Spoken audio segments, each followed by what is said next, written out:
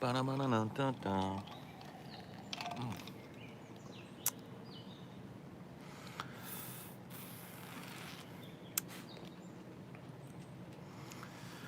No color.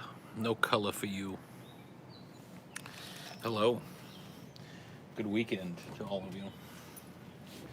Howdy doody. How's it going?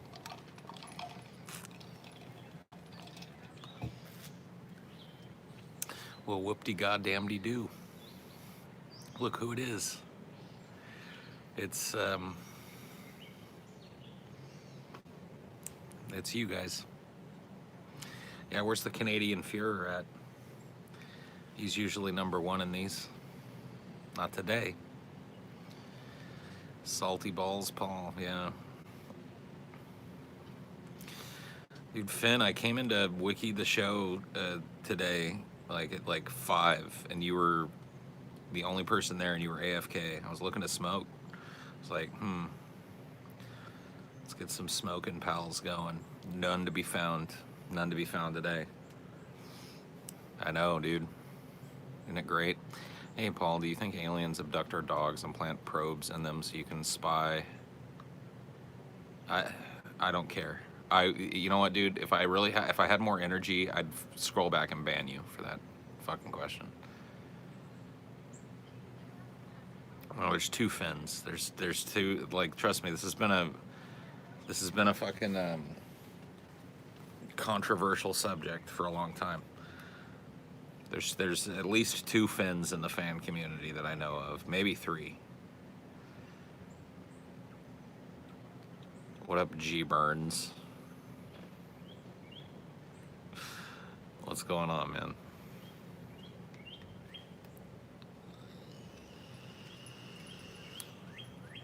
Well, the Iran invasion is going to save us or stave off the economic collapse because it gives us this huge investment project and stimulates a lot of the manufacturing and logistical markets here. So, you know,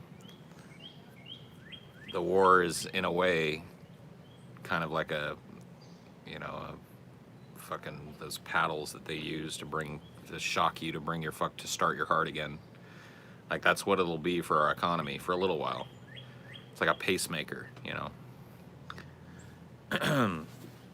And you can bet your ass that's part of the reason why it's being, moved towards. It's not just to go get the oil or whatever the fuck.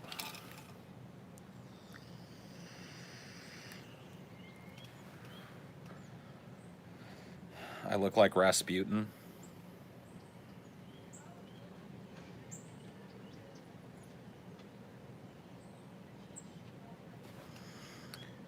I kind of made myself look even more like Rasputin. If you wrote a movie, what would its plot be, broadly speaking? I'm not going to talk to you about it. I actually have a screenplay in mind that I'm slowly but surely... Here's the problem. When I sat down to start writing the screenplay, I learned that I had no idea how to write a screenplay. And so now I've been slowly but surely in my free time learning how to write a screenplay so that I can... Because here's my nightmare, right? My nightmare is that I write this screenplay and it's good, but then I find out it's formatted wrong and I have to redo the whole thing or retype it or put it in, you know what I mean? Fuck, no.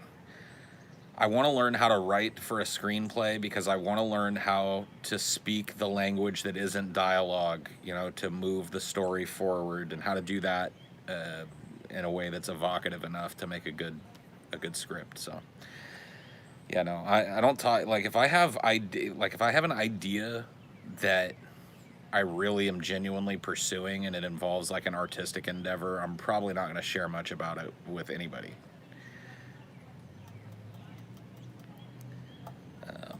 That's just the way I am. What would you do if you can't die, Paul? Oh my God, ban you forever. What'd it do, Paul? I saw you shared my video on Twitter. Thanks for sharing. Which one?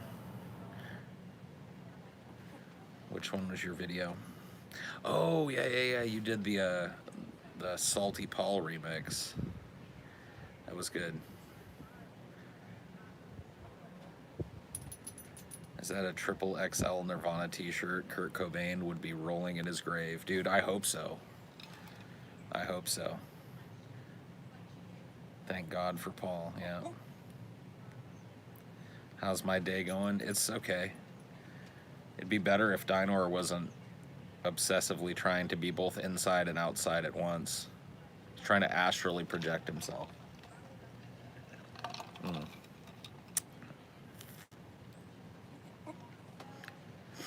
How many Nirvana shirts do you have? I have one myself, but one more. I think I have two. I think.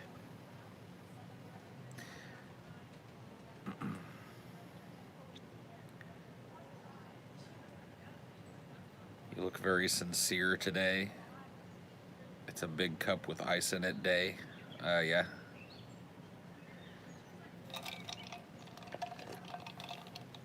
Schrodinger's Dinor, dude. He is neither inside nor outside and is both at once. He wants you to move around with him because he's concerned for your health. Paul's clogged arteries. Your shtick sucks, dude. Everybody knows I'm fat. I know I'm fat.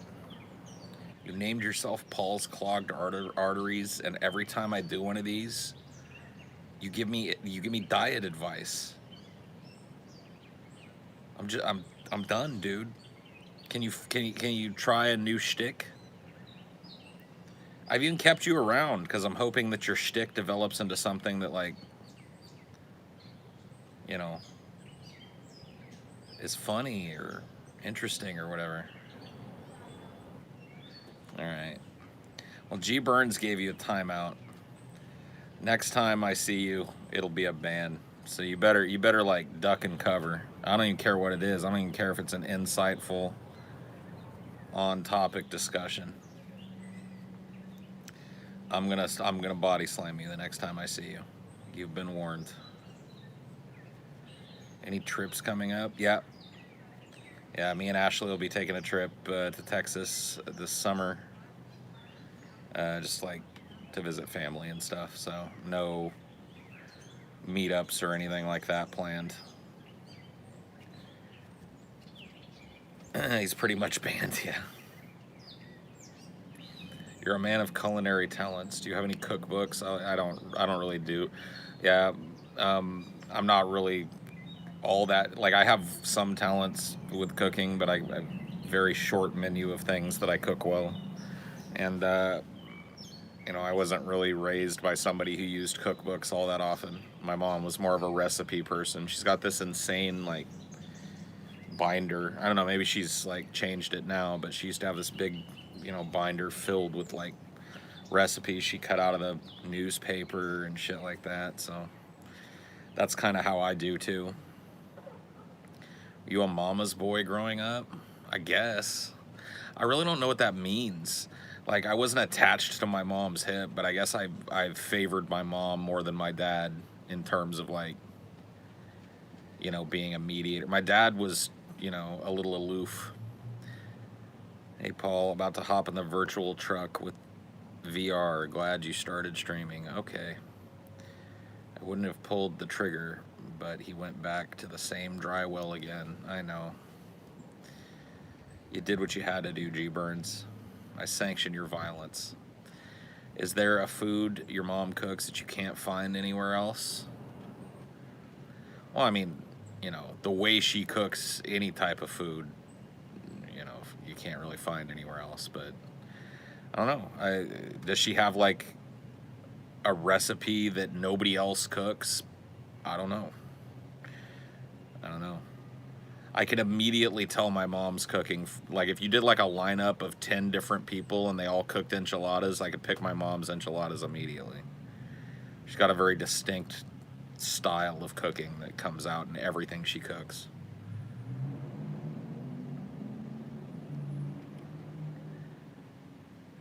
The Russian jets in Alaska, second day in a row and fifth time this year. Yeah, I mean, they're always doing that shit. They're always, you know, skirting our airspace and doing little provocative shits, because, like, it only benefits them if we escalate, you know, so. Dude, I could eat 10 enchiladas easy peasy. I eat a whole pan of enchiladas. Put them in front of me. Just give me a fork. You ain't got to cut them up or nothing. You know what I mean? Just leave them in the pan. I'll fucking eat that whole pan. No, not playing any mobile games. Yeah, I don't know why everybody wants to talk about food today. Apparently it's food day. That's fine. We can talk about food if you guys want. I don't give a shit. And you find yourself to be overly proactive about your body odor, but do you take offense to bad BO from others? Of course. Yeah. Like, I'm not trying to sit next to a dude that reeks any more than you are. Like, if what, like, you know how I feel about allowing myself to stink. How do you think I feel sitting next to somebody that stinks? It's doubly worse. Does Stevie smell? If he does, I've never smelled him. I might have smelled a hint of musk on Stevie at one point, but you know, he doesn't, if he does reek, he doesn't reek enough to like reach outside of his bubble. What does Stevie smell like? The forest. Isn't TJ stinky? I don't know. Like, here's the thing, man. I'm friends with these guys. I'm not sitting in their laps and smelling them. You dig? Why don't you ask their girlfriends about this? What does black and white add to films? I don't think it necessarily adds anything to a film. It can add a heightened sense of contrast and drama. It can add a really dramatic flair in terms of lighting. You know, it can be an addition to a film if you make the choice to shoot a film or part of a film in black and white. But it doesn't necessarily add or subtract anything from a film. It's a stylish choice, but it's also, you know, a choice that's easy to allow style over substance to take root. You know, it's one thing to decide to shoot your film in black and white. It's another thing to not really have much else. You know what I mean? If you're going to have this kind of dramatic, high contrast setting, then why you need to do something interesting with it. Because if you don't, then what's the point? Said you went through a phase where you collected comics. What types of series? I mean, I hesitate to say collected because I didn't have a ton, but I liked to pick up comic books that I thought, you know, would be worth something down the road or whatever, and I'd do it every once in a while. So I had the first 8 or 10 episodes of the Sabretooth comic. They might have done another one by now, but Marvel did this really fucking awesome, like, kind of super violent Sabretooth, like Sabretooth's own line of comics for a while. And I've got, well, I don't have them anymore. They're at my mom's house or been thrown away by now, one of the two. But I had Sabretooth 1 through 10. I had the whole Infinity Gauntlet and Infinity War series at one point, which really sucks. I'd love to have those still, because those would probably be worth a lot. I took really good care of them, but I don't know what happened to them, you know. I collected them when I was 16, and I'm fucking, you know, in my late 30s now, so who knows where those things are. They might be in mom's attic. They might be in a trash can somewhere. Do you have any repertory cinemas? Yeah. There's some repertory theaters in NOLA. There's actually one in Abita Springs, which is not that far from me. That would be pretty easy for me to go to. But there's a bunch in New Orleans as well. That wouldn't be that hard for me to go to. I was just actually, before I started this, watching some, like, you know, Broadway shows, just like some scenes from them and stuff, and thinking to myself, like, I gotta go see some theater for sure. I know you used to act. What was your favorite type of character to play? I mean, I don't know. I was very lucky to get to try out a lot of different hats as an actor when I did high school and then community and college level theater. I really like making people laugh in theater, so comedic roles have always been a favorite of mine. But I really relished the opportunity to play a villain. I've only gotten to do it, maybe a couple of times, and only really once where I was, truly, honestly a villain. So I'd say that like the opportunity to play somebody with a villainous bent is probably my favorite. I really do like making people laugh, though, and that is what I tend to get typecast for, no matter what kind of theater I'm doing. So I was doing Shakespearean theater. I almost uniformly was cast in the, comedic roles. Sir Toby Belch, Falstaff. I guess to a certain extent, Caliban's not a comedic relief role, although he is pretty funny. I don't really know. Like, here's the thing: I live across Lake Pontchartrain from New Orleans. It's about 22 miles worth of lake between me and New Orleans, and I've been there a bunch of times. But I don't know that know it well enough to give you like you ought to go here, you ought to go there, you ought to do this, do that. They've got a really cool zoo in New Orleans. You wouldn't think so, but they do. The New Orleans Zoo is actually pretty dope. So if you like zoos, you could do that. The food is great. It can be shit though, so don't, try and find a place that's got a good reputation when you eat, and you'll be happy. It's, a lot of people talk about this place like you can't get shit food. No, you can get shit food. Just as easy here as you can anywhere else. But I don't know. Food tourists love this place. If you like smoky, kind of dingy bars with jazz music playing and stuff, there's tons of that in the French Quarter. If you like that kind of like hustle and bustle of like street buskers and people reading fortunes and all kinds of crazy shops with specialty candies and tourist items and this, that, and the other. The French Quarter is pretty cool for that. But I'll be honest with you, I don't really spend a lot of time in New Orleans.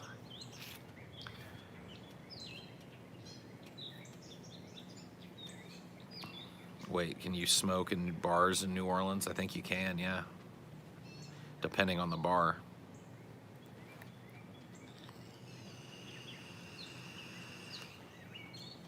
Well, from what I've seen, has a cool old-timey vibe. Yeah, it's definitely a city with a lot of history and a lot of old buildings. TJ went to this Museum of Death the other day, which is a kind of a weird little museum we've got down here. There's also, like, I guess a world-renowned World War II museum down here. I haven't been to yet. There's a ton of shit. Yeah, the aquarium's pretty cool. I've been to the aquarium in NOLA. It's pretty neat.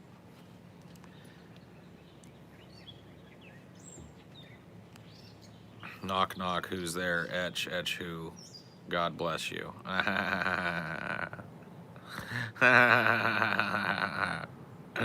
Knock, knock jokes.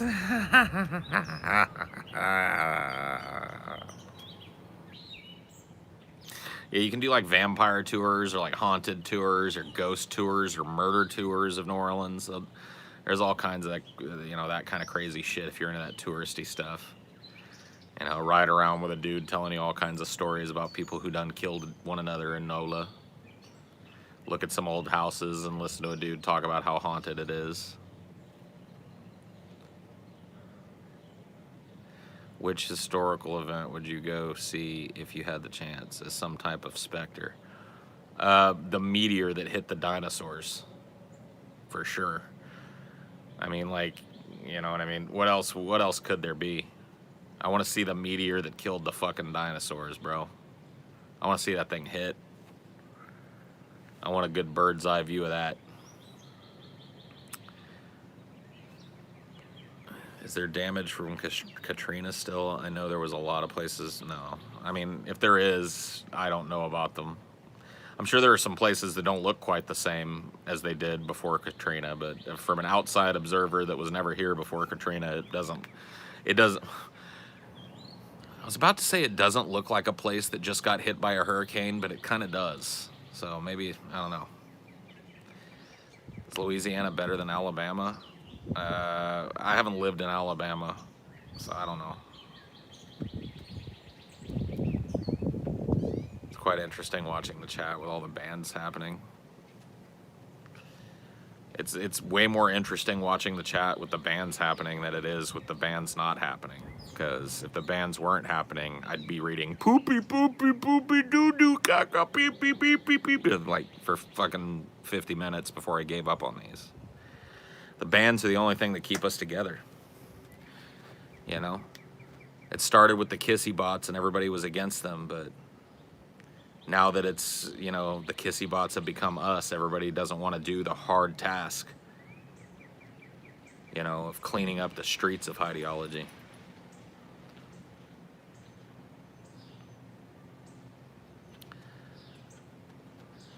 What would happen if a meteorite-sized shark hit the Earth? It would probably make a big boom and die in the process, I would imagine. That's what I would imagine would happen.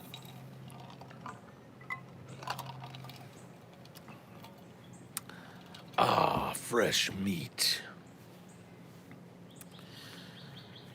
Steve Shives had it right. Ban away, good sir. Yep. You ever visit Maine? If so, what's your opinion on it? No, I've never been to Maine. I've got a family member that lives in Maine. I don't know anything about it. Castle Rock is there, right? Or is that in Rhode Island? Wait a minute, Castle Rock doesn't exist, but it's set there in the Stephen King books, right? In Maine. Yeah, it's a spooky state. That's what I know about Maine. It's where scary things happen. It's where clowns live in the sewers and stuff. All right, you ain't coming back out, though. You know. All right, I'm actually going to follow Dinor in because it's hot. It's really hot.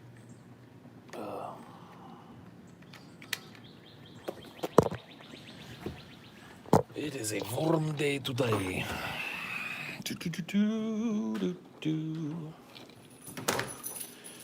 Ooh, that feels nice. It feels so nice in here. Nice and cool. It smells good in here too. It smells like leafy greens and spring rain. Get in there. Come here, you. Come here, you little whippersnapper. Like you. There we go. We got it. We got it figured out. Describe Tony Soprano in one word: conflicted. Feeling hot, hot, hot. Do do do do do do do do do do do do.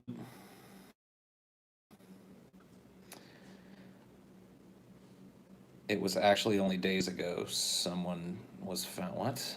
What's going on, man? Is there like side conversations going on? I hate when you guys try and make friends with each other and shit. It makes me fucking sick, frankly. I want you all to hate each other and hate me so I can reflect that hate back at you, and this is all just a big hate fest. I don't want any friendships or side conversations. I'm just kidding. Sort of. Did you see the Prime documentary about Kurt Cobain on Prime, where they show the recordings of Courtney Love? Are you talking about like soaked in bleach or whatever the fuck? Yes, I've seen that.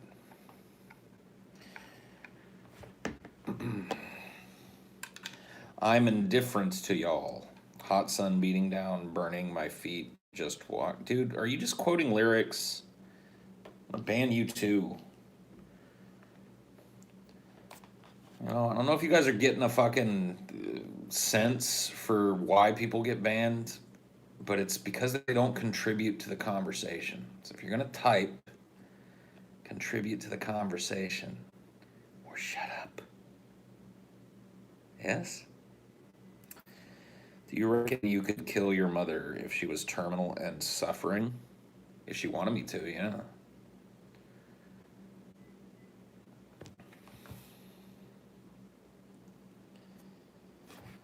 It makes sense to do a song lyric if it pertains to a comment that you made. Should this not be common sense? Oh my god. It's all over for the All Over podcast, man. See ya. Mentioned Maine and it being spoopy. There's a killer here around us. Men have gone missing, all around the same age and appearance. It was only days ago someone else was found. Oh. There's a murderer in Maine. Weird. Maine is pretty spooky, though, from what I read. The streaming channel is Paul's own little world of pain. Bringing people into it makes meaningless suffering seem real and with a point. Am I right? You're right enough to get timed. To get 300 seconds of oblivion. Courtney put some of Kurt's insurance money into some plastic surgery. I'm sure she did. She's put a lot of Kurt's money into plastic surgery. She's had a lot of it. Santa put on some weight? Come on, buddy. Dude, come on. Really? Rip the Purge. Oh yeah, dude. I guess like maybe the fucking mods watched the last one of these when I was purging everybody, and now they're all here and they're just like they're doing the Lord's work today. Do you think Courtney Love killed him? I don't think she did it with her own two hands, but I think she knows who did and probably facilitating them doing it. Yeah, dude, mods are on a roll. Yeah, I am the Allied Master Computer, and you are all my eternal prisoners. Look at you, Taylor Wynn, writhing in agony, as you always will be in the chat. Look at you, skeptical Jesus, a man too stupid in life to speak up for himself, and now in death is just a member of my chat menagerie.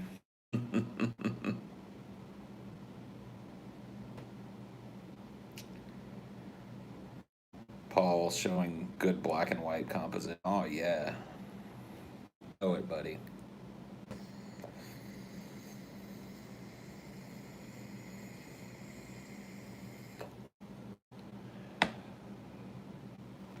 You know it, buddy.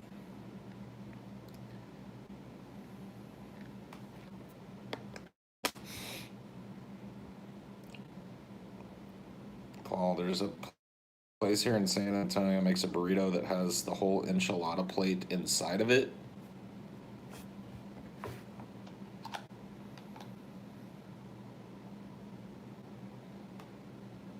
I mean, I'm assuming a giant tortilla just wrapped around the plate, like the whole, like everything that would be on the plate. You can't eat a burrito like that. There's no way you can pick that up, kid. You're gonna have to eat a fork. Favorite restaurant in San Antonio, Las Palapas, dude. I love that. I love their tacos over there, dude. They got good tacos. Purge the bands, fat boy. No. Now you've joined them. Damn, he got banned like 3 times. I love when that happens. 3 separate mods, dude. Hammered him all at once. Shit's crazy. We're always doing how. I mean, it's been pretty bad for like 2 or 3 weeks, honestly. It's been a long time since I was really like hardcore purging dumbasses, and they just kind of gained a foothold. And it's been like fly swat. How do you figure if a girl fancies you at work, or is it better to avoid asking her out in case it causes awkward? What? Depends on your job, right? Like, if she's just like a chick that works in accounting or whatever, and you hardly ever see her, then what does it matter if you date? So yeah, go ask her. But if like you see her every day, you gotta, you really do gotta fucking, you gotta double think about that one. 'Cause I don't know about dating and working with somebody. I don't know.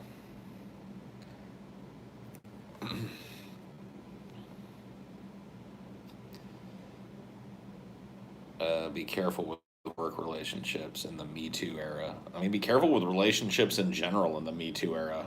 No joke. I hate to say it, but this is a dangerous time to be engaging in consensual, casual sexual activity.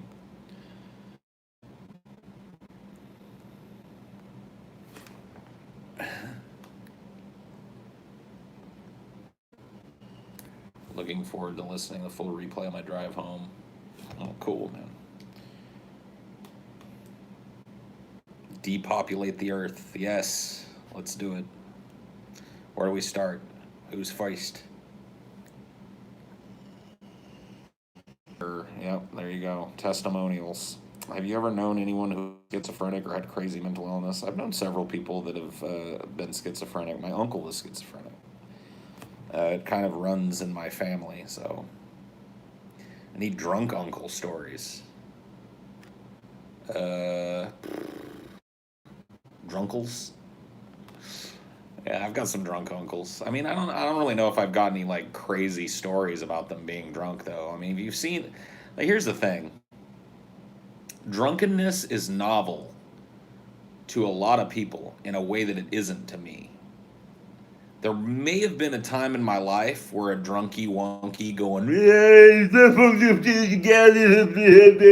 was like entertaining, but I've seen so much of it in my life and I've been around it so much and I've dealt with it directly so much that I don't really look at like people stumbling drunk as like funny. Like it, I guess if you had a family where nobody ever drank and then you have this one uncle that every once in a while would get shit faced, you probably got a lot of stories. But all my uncles were always shit faced, along with my parents, along with their kids.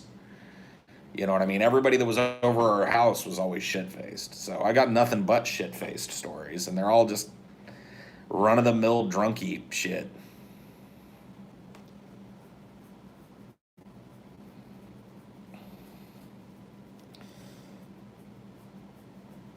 My uncle got 5 DUIs in the early 90s. He lived at our place. My dad represented him in court. He had a court order not to drink, but he still totally drank. Of course he did. I mean, an alcoholic is going to drink no matter what. You could give them literally like a signed fucking tablet from God. You know what I mean? Like one of Moses's tablets, but instead of part of the Ten Commandments on it, it says, "Hey Frank, stop drinking seriously." You know what I mean? And an alcoholic would just like be like, "Oh, all right," and set that aside and grab the bottle.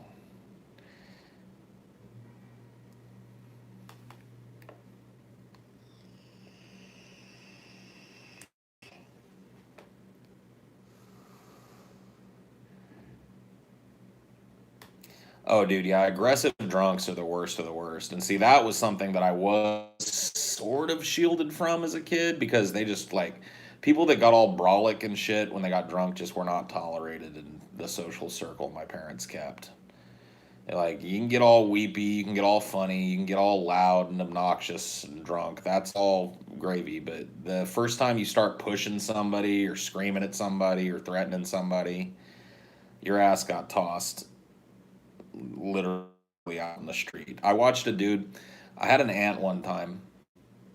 Well, I still have an aunt, I guess, but she was dating uh, this Indian guy, like not, like a American Indian guy, feather, not dot.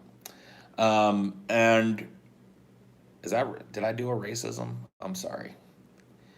I'm just trying to make the story expedient. Anyway, she was dating this Indian guy, and he was notorious for not being able to handle his liquor. Um, uh, so he came to my party at my mom's house one night, and me and all my friends were there. My friend Waylon was there, and Waylon is also kind of the same way. He gets real loud mouthy. He wasn't like violent when he was drunk, but he'd mouth off to you real bad. And this other guy, his name was Dave, was there, and they were shooting pool. So they're shooting pool and shit, and Waylon is just talking shit to him and beating him. You know what I mean? And they're both drunk, and Waylon just keeps like sinking his shots, and Dave starts like virtue signaling about how hard of a military man he is. That's when I knew he'd lost already, because at some point Dave was like, "Man, you wouldn't last 5 seconds in the military, boy. Let me just say this, blah blah blah." You know, and Waylon's just too quick. He'd be like, oh yeah, how'd you salute this, Sergeant?" And you know, he'd sink his next fucking thing. "How would you salute that? Salute that pocket where I just dropped that shot." He's just too quick, you know. And eventually, this dude got enough of it and got up in Waylon's face. And you know, if this was a bar that he was in, I don't think anybody would have stopped him. Honestly, I think Waylon probably would have got his ass kicked that night. But it was at my mom's house, so the minute somebody like made an aggressive move towards Waylon, there were like 3 giant rednecks pinning fucking Dave to the ground, and they literally picked him up. I watched this happen. You know, I watched it unfold before my eyes. Now, I'm not one of those dudes. I'm not one of those dudes that makes that snap decision to like, oh, I'm gonna go tackle that fucking guy. But all my cousins and uncles are. And as soon as Dave started fucking walking over to get in Waylon's face, he was tackled, and they literally picked him up and set him out on my mom's front lawn. He beat on the door for a minute or two and then went on about his business somewhere. Got a taxi and went home or whatever the fuck. That type of shit just wasn't tolerated, man. Fights didn't break out around me. And I think as a result of that, I have pretty much zero tolerance for stupid fucking brolic chuckleheads that get all angsty and up in people's faces and shit. Like, if you're gonna fight to protect somebody or yourself, that's one thing. But if you're one of these dudes that's just like, somebody's words is gonna get you all up in there, you know, my respect for you just wanes by the second. I see somebody acting like that, I'm just covered with like a wave of embarrassment for them. I'm just like, what a fucking idiot. What a mong.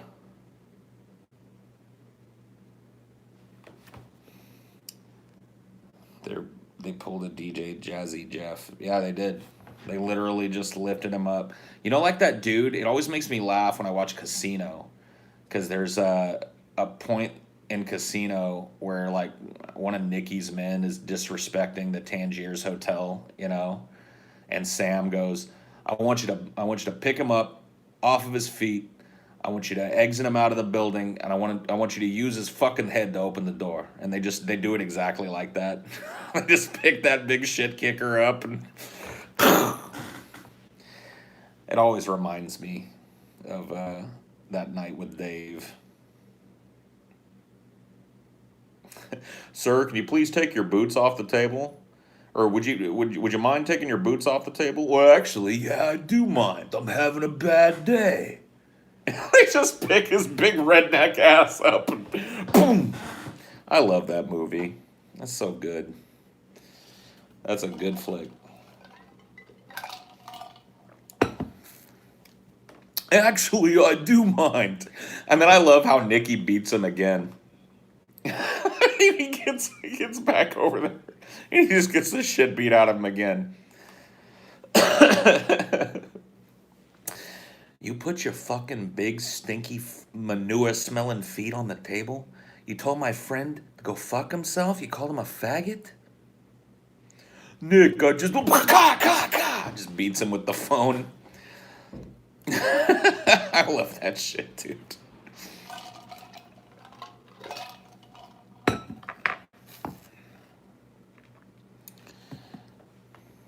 Yeah, Casino really is one of the best, man. I honestly think I like watching it more than Goodfellas.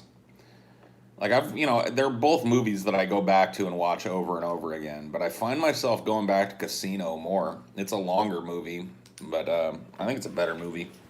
Just maybe by a hair. It just appeals to me more. I don't know.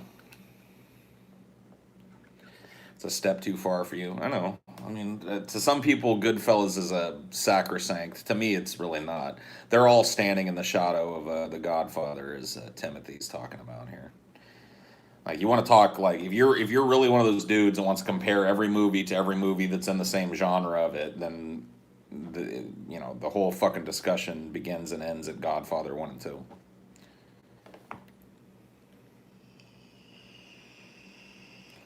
But, for me, just for my viewing pleasure, like, after so many repeat watches of Goodfellas and Casino, I can tell you, like, Casino feels fresher to me still. I probably watched them equal amounts of times, maybe Casino a little more than Goodfellas. And it just feels fresher to me when I watch it. I don't know what it is. Like, it's able to bring me to that place where, even though I know what's going to happen, I still feel that kind of tension, for the characters. YouTube does strange unsubs. It seems they do normal subs too. I love you, Paul. What? Rageaholic. This channel and drunken peasants have randomly showed up in my feed. Oh. Okay. I guess they unsubbed you and then resubbed you, bro. Donnie Brasco's good. Yeah, it's fun. I never watched The Godfather without wanting to make Italian food. Oh, yeah. Clemenza's always, you know, like Goodfellas has that scene in it too where the old dudes are cooking in prison that makes me want to fucking eat Italian food. It's all about the pork shank. You can never have too much pork. Why does Al Pacino sound like a coffee blend? Al Pacino came before the Frappuccino, bro.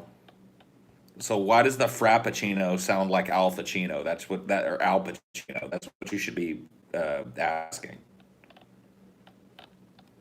Not the other way around. Al Pacino was kicking ass and taking names before Starbucks appeared and made coffee into a fucking milkshake, okay? He'll be kicking around, well, he probably won't be kicking around long after, but his name will kick around long after. You compare the right way. Al Pacino, dude, yeah. Why are there so many crappy gangster movies like Gotti? Because a lot of people are inspired by them. Like, think about it. If you sit down and talk movies with somebody, or if you're with a group of people and you're having a casual roundtable kind of conversation, and it gets on the topic of movies, chances are The Godfather is going to be invoked, just like it was here today. We're just having a casual conversation. Now, obviously, this time we're talking about gangster films, so it's not as weird. But I'm telling you, any conversation generally about movies with a movie buff, The Godfather's coming up. So how many fucking people watched The Godfather and were like, I want to do that. I want to make that kind of film. I want to make a film with that kind of impact. And look, dude, the truth is there are people of all kinds of talent levels working in Hollywood. There are some really talented, visionary people. And then there are some people that are just real derivative. And that's how you get bad movies like Gotti. You know what I mean? That's how you get a bad gangster film. Because it's just so derivative of works that came before it that you can't take it seriously. It has no authenticity to it. You know what I mean? It's just like, hey, we're a bunch of fucking Goombas running around with guns. Oh! Brrr! You know what I mean? There are people out there whose only vision is someone else's vision. Run through the shitty mind that they were given, and that's a sad thing, because it always ends in a bad movie or a bad album, or you know what I mean.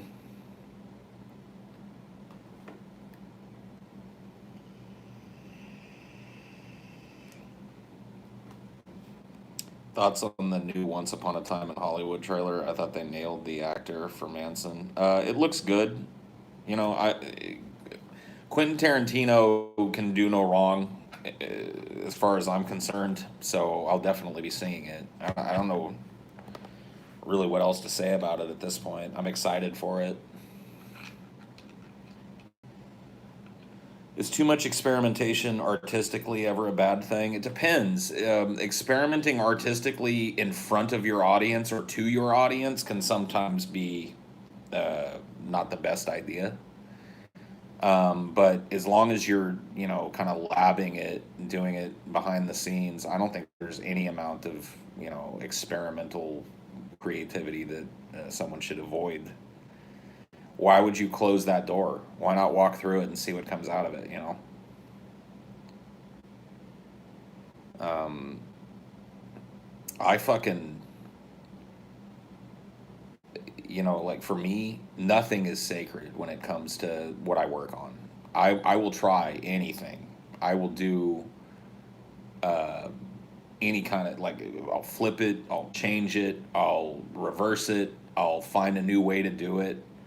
Like there's not, I've never been married to a format or a certain way of doing things. So I try and do that and then let that be the expression of that kind of experimental nature in my work.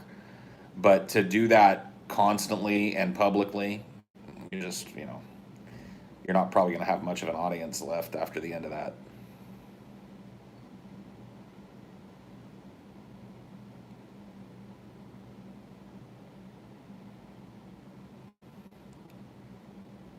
Know any mob lingo? Only what I've, only what you know. You know what I mean? Only the shit I've picked up from, TV shows and movies and stuff. I don't know anything that you wouldn't know from those. What's worse when a masterpiece is ruined? What's worse is when a masterpiece is ruined by corporate interference. Well, I mean, when it comes to movies, you can't really say that a masterpiece got ruined because you never got to see the other movie. The movie, the director's vision for the movie might have also sucked. There's a lot of times when Hollywood intervenes because it's necessary. You know what I mean?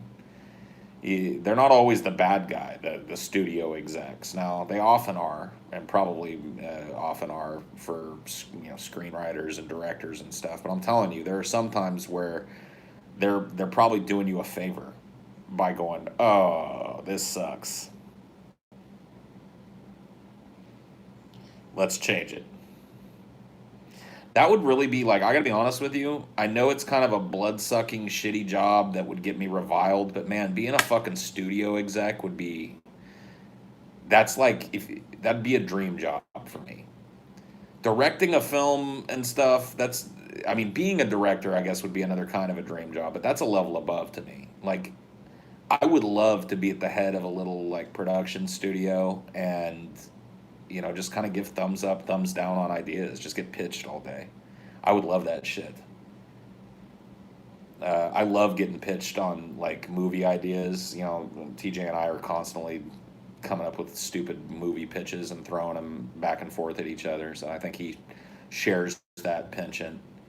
But I'd be happy as a pig in shit just sitting in my fucking big opulent, behind my big opulent desk all day and having directors and writers come in and pitch me fucking movie ideas and just have the power to greenlight the ones I think are going to be good, oversee the production of them.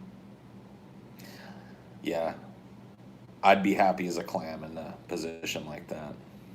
It's really not even the money. I mean, there would be a lot, of course, there's a lot of money and power behind that. But for me, it's just like that work would be so interesting to me. Like reading scripts and going like, oh man, this has got potential to be something, or this is bullshit. I just feel like I feel like I'd be good at that on some level. Work for Uva Bowl? No thanks.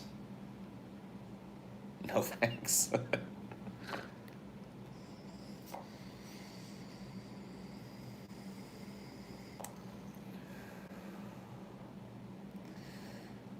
Joe Pepsi's best role. Also, what state you in now? Joe Pepsi. Joe Pesci's best role was in the episode. I think it's what's it called? Split Personality of fucking Tales from the Crypt. That's Pesci's best role right there. He plays a single dual role, a very strange role indeed. He plays a man pretending to be twins. Now that's some acting. Mwah! Home Alone, get out of here. Get out of here. You don't know.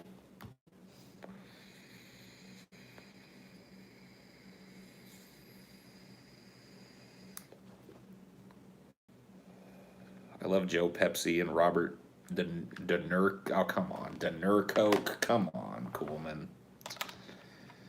Oof. That was a stretch. Home Alone 4, cinematic brilliance.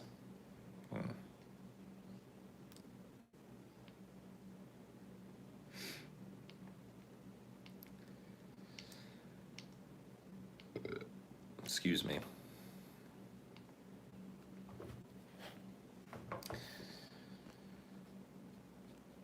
Remake the entire Star Wars trilogies. No, get out of here. Boo, Convo Paul. Terrible idea.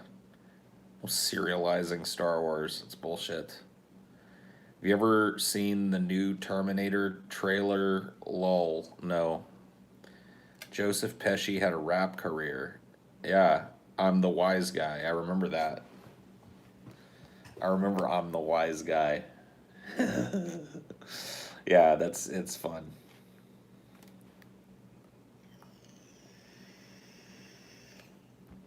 Ray Lasoda.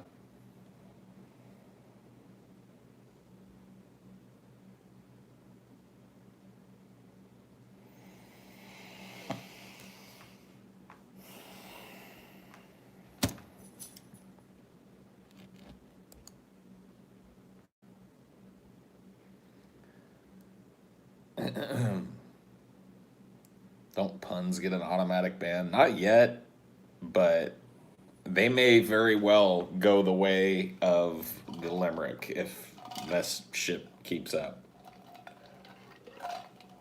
I don't even know. I don't even know what I'm supposed to do with half of this shit. That was a close one. That one got me real close. Paul's cringe detector had to reboot, yes. Mafia soft drink puns. I know, dude. Just like, man, fuck me. Remake the trilogy with Tony Soprano as the Emperor, Joel Pepsi as Han Solo. Oh, man. Good luck. Good luck with the gauntlet. Do you like the song Territorial Pissings by Nirvana? I mean, it's not my favorite Nirvana song. But I like... The answer is usually yes. Just so I can save everybody else from asking, do you like this song or that song? When it comes to Nirvana, I can't really think of one that I dislike. Dookie or Nevermind? I mean, what do you think? Dookie's a great album, but come on. Come on, buddy. It ain't no Nevermind. Marlon Brando's. What? Oh my God, Timothy, I'm so sorry for what's about to happen to you. You just confused the fuck out of me and made a stupid fucking comment, and you're probably gone forever. And I'm sorry, but that had to happen. You're too dumb. He referenced that video in his rant, Oblivion NPC. Oh. Quentin Tarantula should remake the star. Quentin Tarantula, dude? Oh boy. It's gone off the fucking rails, dude. The onslaught has begun, dude. What are we gonna do? I've never seen Paul have positive feelings after about a minute's worth of do you like music. No, I don't. I don't like do you like questions. I don't like would you rathers. Those have been bannable for a long fucking time. I think those were bannable back on when this was still like Highdeology on Periscope. That shit has been bannable for a long time. Would you rathers? What's your favorites? Oh man, there are just so many dumb, shitty questions. Not only that I've answered a billion fucking times before, but even if I hadn't, I'd still feel the same way about them. The type of shit that you do, like it's like small talk, you know? Oh, hey, buddy. Oh, yeah, you like movies? Well, what's your favorite one? Oh, yeah, that's good. That's a good. I think I've seen that one. Yeah, that's a good one. I just avoid that type of shit so much in my life. I don't like that kind of conversation. And that's how I feel when somebody's like, "Do you like this? Do you like that? Do you like this? Do you like that? Do you play this game? Do you watch this movie? Do you listen to this song? What's your favorite song on this group of songs?" Which my brain just doesn't work like that, man. I don't have like an endless fucking top 10 list running through my head. I wasn't raised on that shit. I feel like most people have that now, and I might be weird, but I just don't, man. My fucking brain is not an endless watch mojo list of everything I've ever experienced. Paul's top 10 toothpastes. Number 10, Crest. You know, I don't have, that's just not my, I've never been that way. I've always had trouble with this favorite shit. What's your favorite? Well, that might change based on the day. You know what I mean? I don't know. I don't have these hard ass favorites. I like what I like. Why does everybody hate small talk so much? Because it's the fakest fucking thing that you can do as a human being. Small talk is two people engaging in a pantomime together that is falsely polite and dishonest to the fucking core and means nothing. It's immemorable. It's a waste of time. It's kind of an insipid thing to have to sit around and do. Why wouldn't you hate it? Yeah, a pointless conversation. You know, it's just, and I'm sorry, dude. I've just engaged in so much of it in my life. So very fucking much of it. I'm just done, man. I don't know how people like it. An all CG remake of The Land Before Time, but it's directed by John Carp. No. Thanks for the $5, but no. I've always felt the same way about favorite colors in school. Yeah, I mean, my favorite color has been blue. It's been green. It's, you know, probably went through an edgy phase where it was black. You know, and I really think that stuff like that. Do you like questions? Or what's your favorite questions? Or would you rather questions? They're all really like they're all designed for small talk. There's a like weapons in the arsenal of a small talk specialist. Oh yeah? What's your favorite color? Do you like sunsets or sunrises?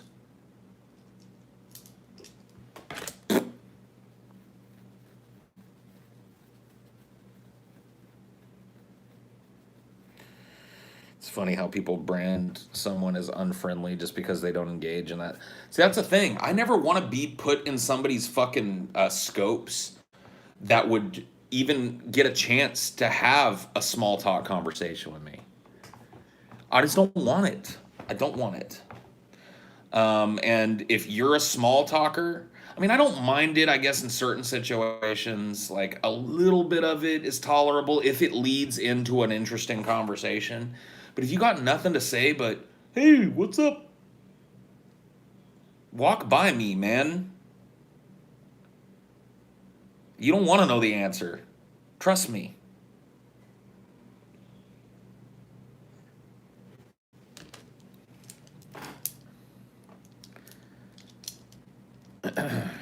I'd prefer complete silence unless the conversation is important or interesting. I don't mind conversations that are childish or immature or puerile or, you know, as long as they're interesting.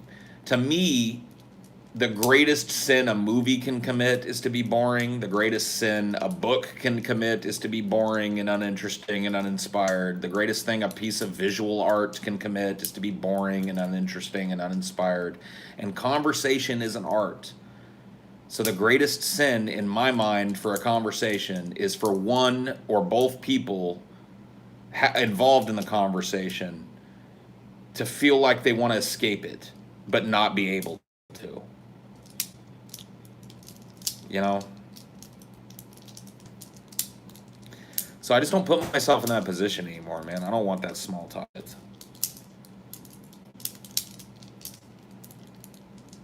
Have you watched any of the new Twilight Zone stuff?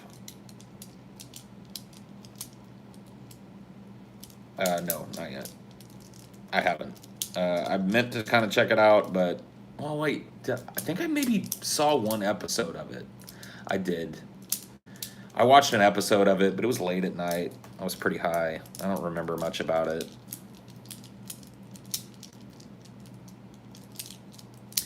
Me and TV shows are not, you know, we're not easy bedfellows. We don't really mix all that well.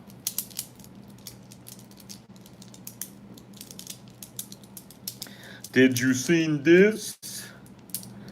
Did you seen that? A lot of the time, small talk goes nowhere and it ends up being awkward. It's only awkward because people insist on doing it. And it's awkward for both people, usually. I mean, sometimes I do know that one-sided awkwardness though. Where you're just like locked in politely to a conversation that you just want to run screaming from because it's just so stupid. But that would be impolite, so you sit there and go, oh, yeah, oh, yeah, oh.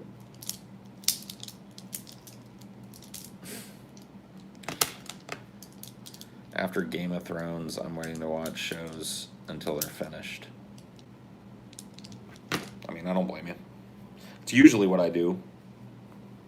When people begin small talk, I cut it off with, do you actually care? I bet you're fun at parties. Bro, I had the crustiest girl ever try and date me and talk to me.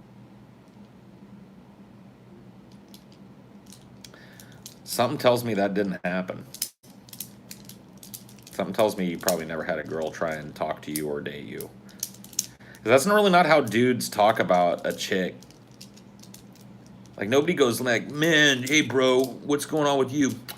Man, I had this crusty girl trying to date me and, like, talk to me and stuff. There was no girl. Just admit it. You'll feel better. Let it off your chest, bro. There's no girl. There never was. Girls flirt with me.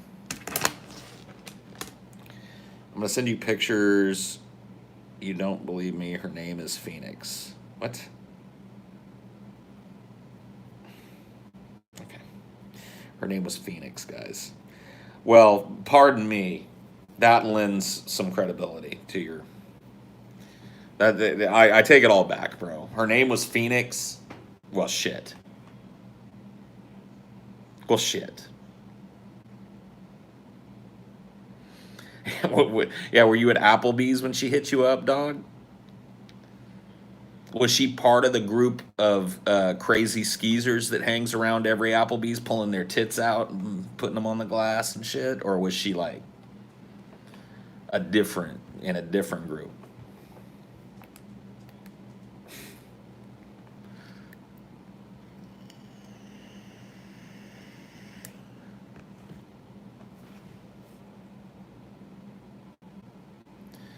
My brother died last year from overdosing on opiates, choking on his vomit. I'm happy that didn't happen to you. It's a real blessing being a fan of yours.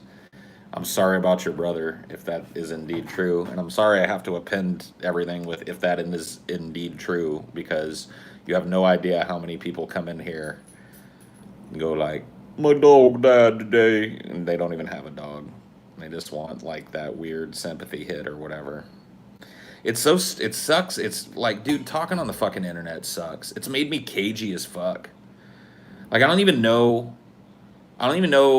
what's real. Like, if I don't see a person's face and have like some FaceTime with that person, pretty much anything that comes out of your mouth goes in the, to be determined column. I just don't trust.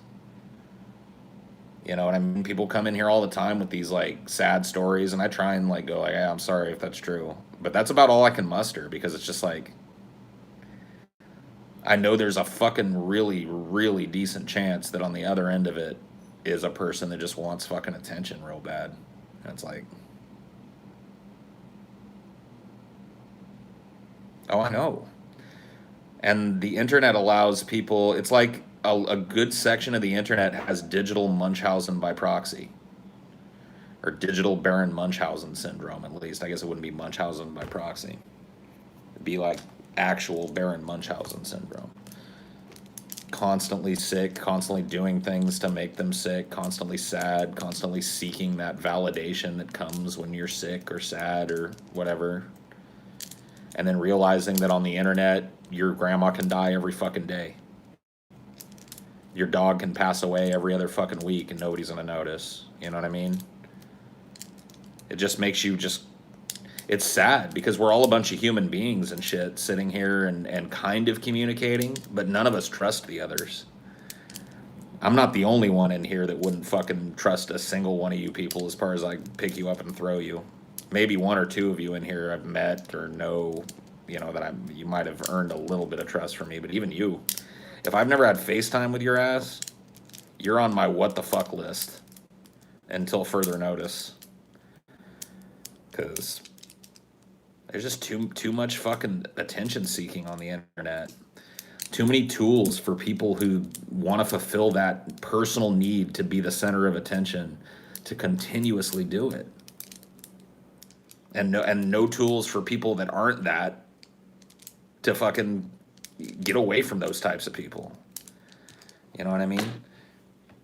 Yeah, people come, like, a lot of people when they say they like me, they're like, "Oh, I like you because you have, like, you know, you seem like a down to earth person or whatever, you know, you have a good way with words, or you talk, you know, you have a way of talking to people or whatever the fuck it is." But ultimately, like, I don't even know how to say it, dude. Just like all of you are wearing masks, so am I to a certain extent.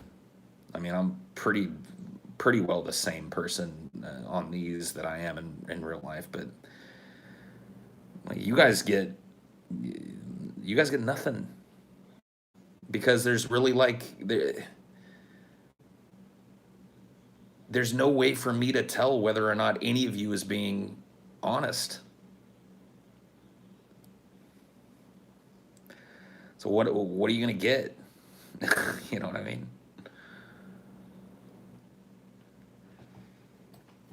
It's just weird. Just a weird way for people to choose to communicate at arm's length, and the result is you can't really have a conversation. Not really.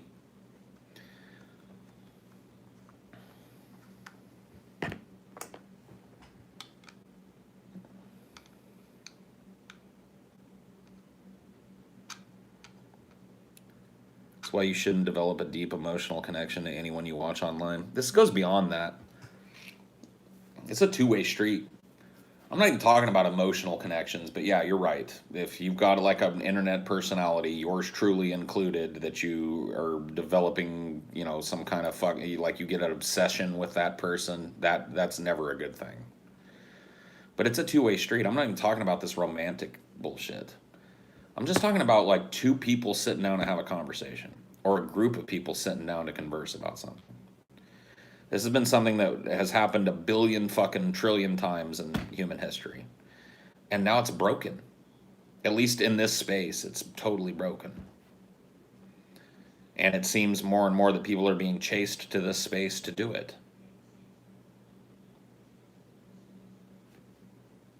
So, I mean, I'm not.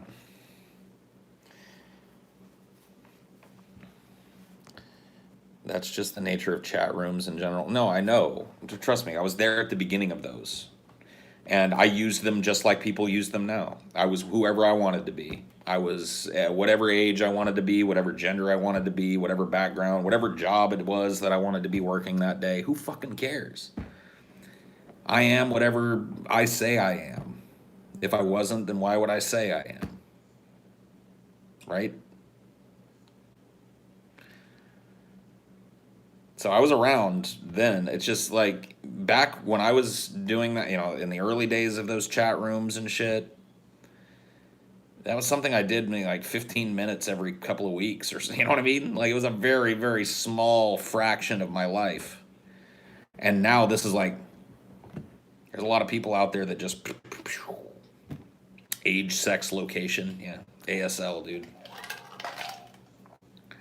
That was usually how somebody responded to you back in those days, which is a smart thing to do, honestly.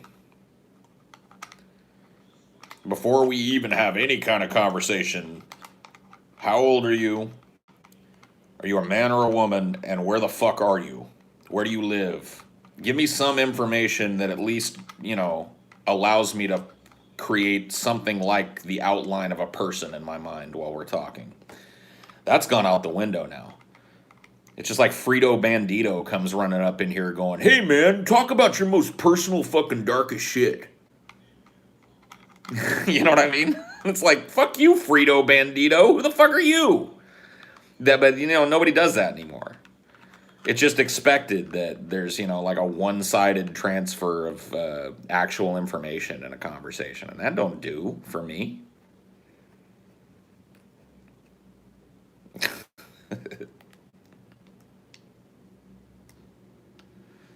Frito Bandito, dude.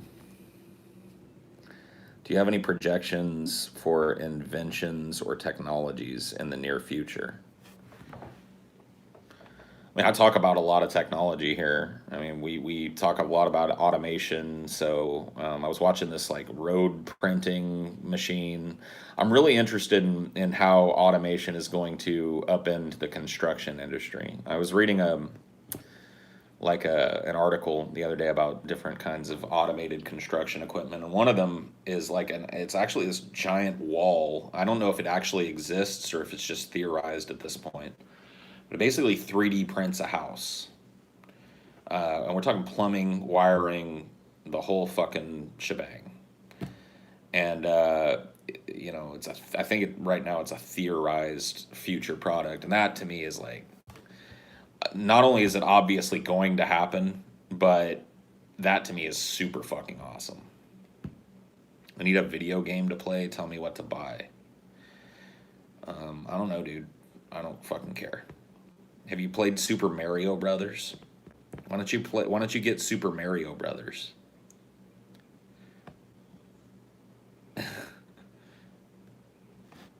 I don't know, about 20 years. There's going to be a lot of jobs for like skilled construction people, like finishing work, people that go in and do like the fine detail work in houses and shit. I don't think robots are gonna take those types of jobs in 20 years. But yeah, the dudes that are just like framing houses and putting up drywall and pouring concrete all day, their days are fucking numbered. Yeah, I totally agree with you. 20, 30 years, you ain't gonna be able to get a job doing that.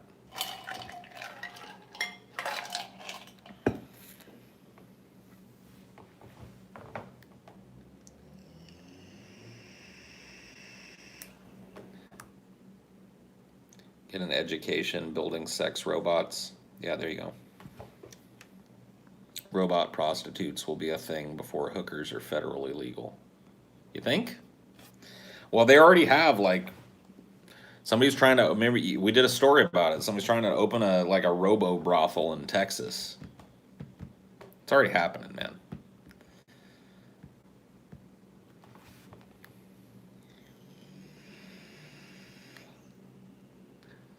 So, Paul, what's stopping someone from barging in your pad?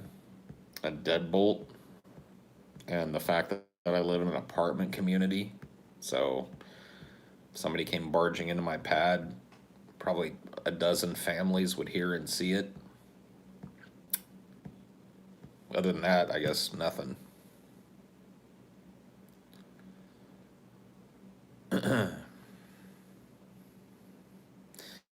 Weird little lack of comments there for a second. Everybody was collectively rebooting. I support automation, but the current government mechanism is going to grossly mishandle the automation transition. Oh, yeah, of course. I mean, that's the point. Automation is like at once the great liberator of humanity, but under the current system, it's like doom. for the lower end of the economic bracket. Unskilled labor is on its way out, dude. And so many fucking people rely on unskilled labor paychecks. We're talking grocery store attendants, be gone pretty soon. We're talking fucking fast food. We're talking low level construction, like I was talking about. Gardeners. This kind of like, you know, people that mow lawns and shit. That shit's fucking done. You know, that's an industry that is dead for human beings.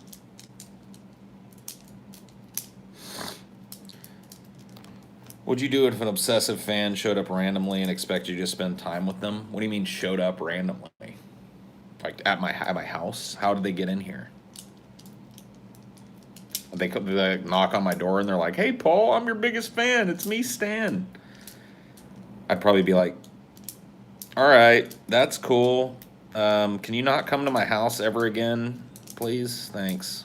Bye." And that would probably be that. If they didn't leave, I'd call the cops. I work at Lowe's and we sell a lawnmower that's basically an outdoor Roomba. Yeah. And me and Ashley are actually thinking about getting one of those little robot vacuums. We got like a small place here. I think we're gonna do it, dude. They're like about the same price as like a decent vacuum cleaner is, you know, one that isn't gonna fucking die in a year. And I'm reading like reviews on them and shit. Seems like when I first started looking at robot vacuum cleaners, they were kind of a novelty, but it seems like they've come into their own, dude. I want a RoboVac.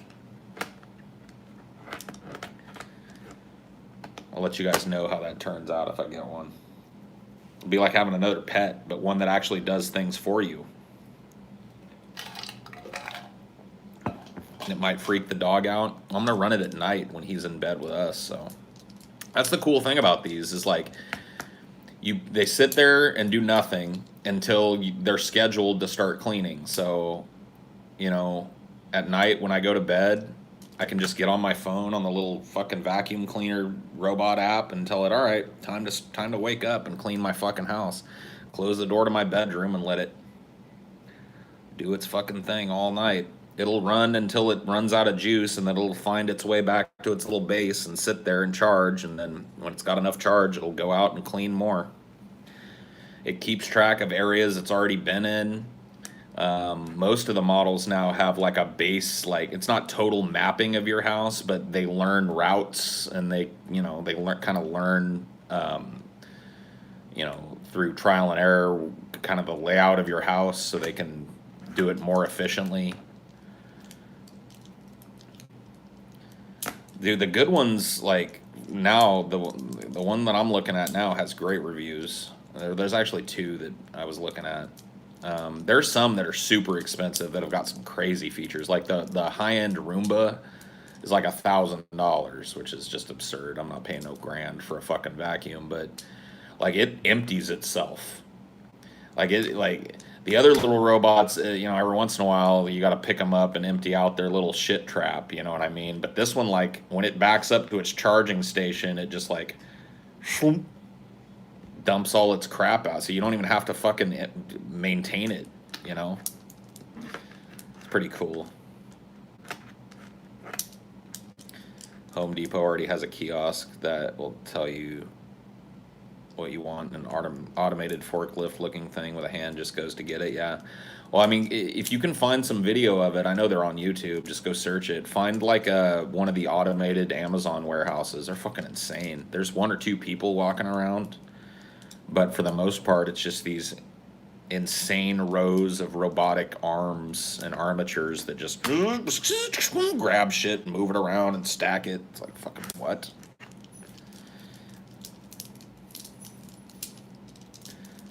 Favorite Pink Floyd album? Probably, I don't know, man. See, wait a minute. You just hit me with a fucking favorite. Get out of here. I don't even want to talk about favorites.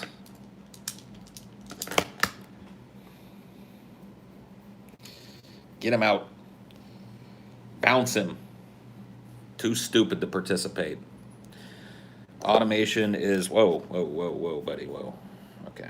Automation is awesome for most applications. 90% of carpentry is figuring out how to fix shit that should work but doesn't.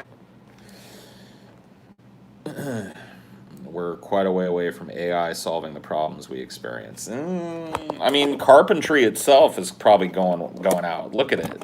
Like, think about it. We're careening towards an ecological disaster. We know that our mass fucking harvesting of forests and shit for lumber is a bad thing. We've got the ability now to create structures that have no wood in them at all. What makes you think that we're going to be framing houses and doing all this intricate carving and shit that requires carpentry when it comes to, future homes and shit? Like, I don't see carpentry being this, job with an infinite shelf life, and I don't see machines being incapable of overcoming the complexities that a carpenter, you know what I mean, faces.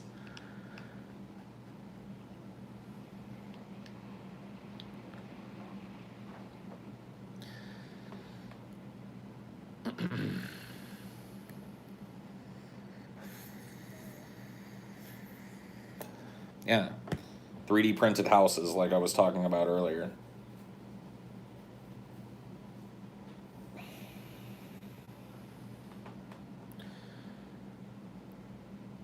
Are you trying to grow Highdeology? No. I don't care if Highdeology stays right where it's at.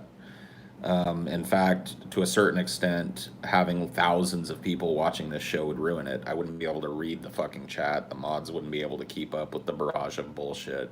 It's because there's only 250, maybe 300 people here at peak times that this is even fucking possible to do. So no, I'm not trying to grow Highdeology. If it does grow, I'm fine with it, I guess, but it's not something I'm actively seeking to try and do. Let's put it that way.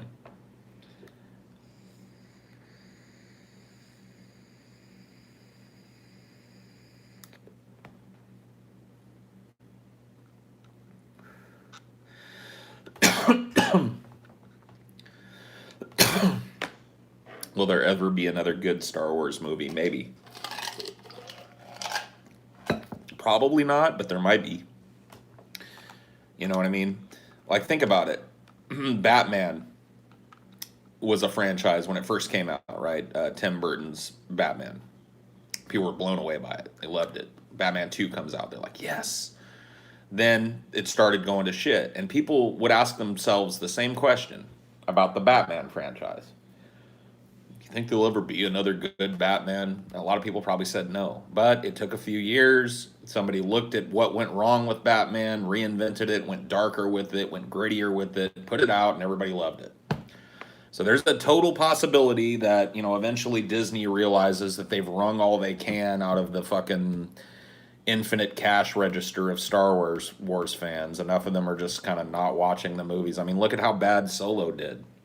It's a sign that the built-in fan base of these movies is starting to get wise to the fact that they're getting fucked. And if it gets to that point and they're just like, let's not make Star Wars anymore, let's put it on the shelf for now. There might be a 10 or 15 year period where we don't get any Star Wars, and then they take it off the shelf. What made it suck? It's a lot easier, I think, for these companies to look back on what was wrong with a movie after they give it some air.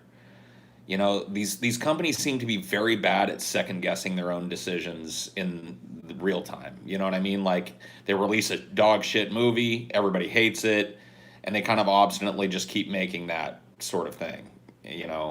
Because if they're able to ring the cash register on it, then why not? But I think 10, 15 years down the line, a lot of the people worked on those movies probably moved on. It's really easier to turn a critical eye on it for these companies at that point, I think, and go, okay, here's where Batman went wrong. How do we fix that? George Lucas and his neck fat are laughing all the way to the bank. Yeah, I guess so. The Batwoman trailer, I don't even want to talk about it. I haven't seen it. I didn't know they were making it. I don't care. Ugh. Will you be watching the Picard show? Probably not.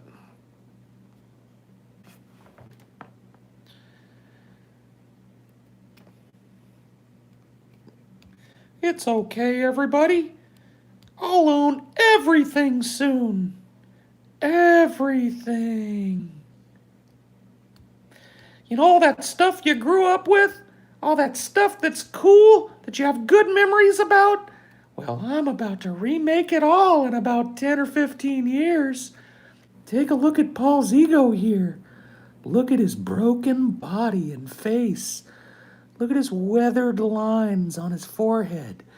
Look at the bags underneath his eyes. This will be you, because I'm going to take your childhood and put it through a meat grinder. I'm going to eat everything that was ever cool to you as a child and shit it out into a giant Disney log. And you're going to love it too.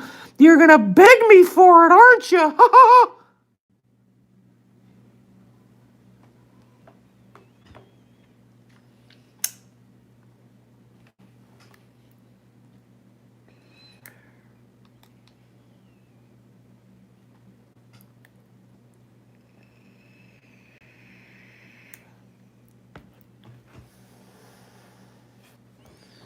They're remaking it all, man. All of it.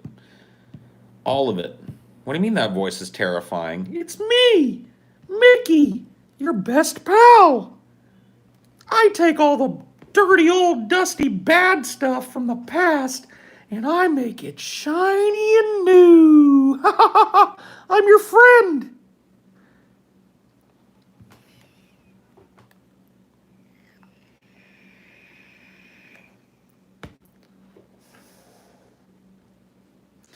What price would y'all sell the rights to Pessimist Productions to Disney? I'd sell it for $5 and a ticket out of this fucking country. $5 cash on the barrel head and a ticket out of this godforsaken fucking country, and I'd consider it to be a fucking fair trade. Fair trade.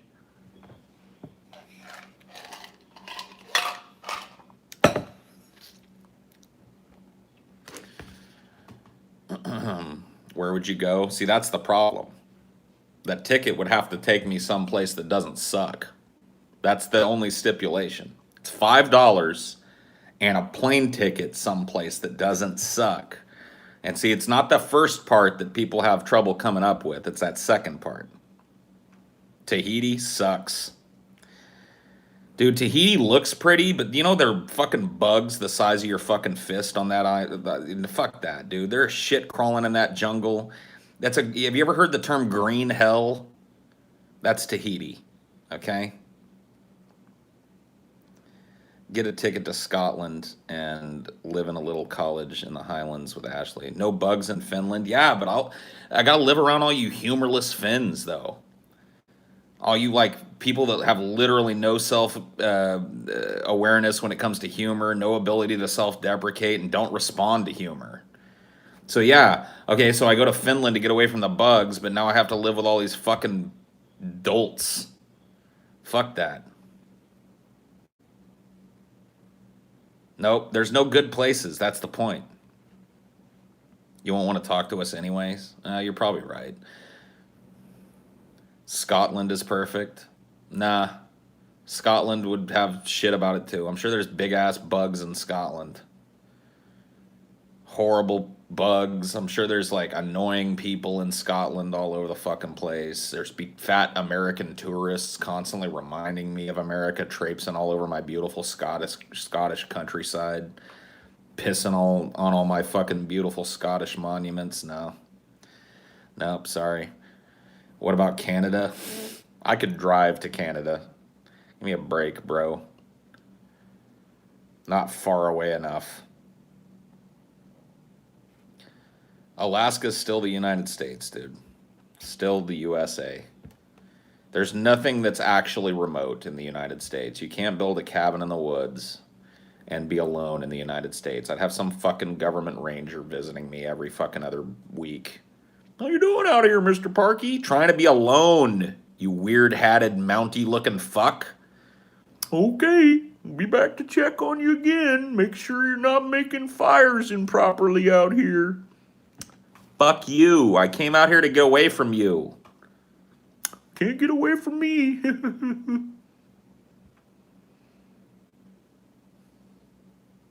Can't do it. There's nowhere that doesn't suck, man. There's nowhere where my life won't be invaded by some dumbass other person. Can't just take my girl, my dog, my hamsters, my my Switch. You know what I mean? Something I can get on the internet with, my phone probably. Just go somewhere where people will leave me the fuck alone. See, I want to have the choice. That's really my dream. Because I'm not this type of person that like, oh, I just want to buy a fucking cabin in the middle of nowhere and live forever. I just want to have the choice when I interact with people. You know what I mean? I want that to be a mutually consensual act. I don't want anybody knocking on my door, soliciting. I don't want neighbors visiting me. I don't want any of that. You know what I mean? I want consensual interaction. Hey, I'm going to go to your house, or hey, you're going to come to my house, or hey, let's go meet somewhere else. That's the type of interaction that I like, man. And the rest of it, fuck it. I could do without it. Ireland.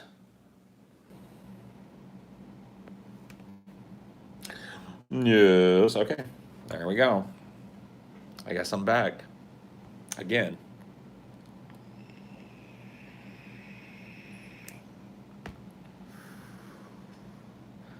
I guess I'm back again.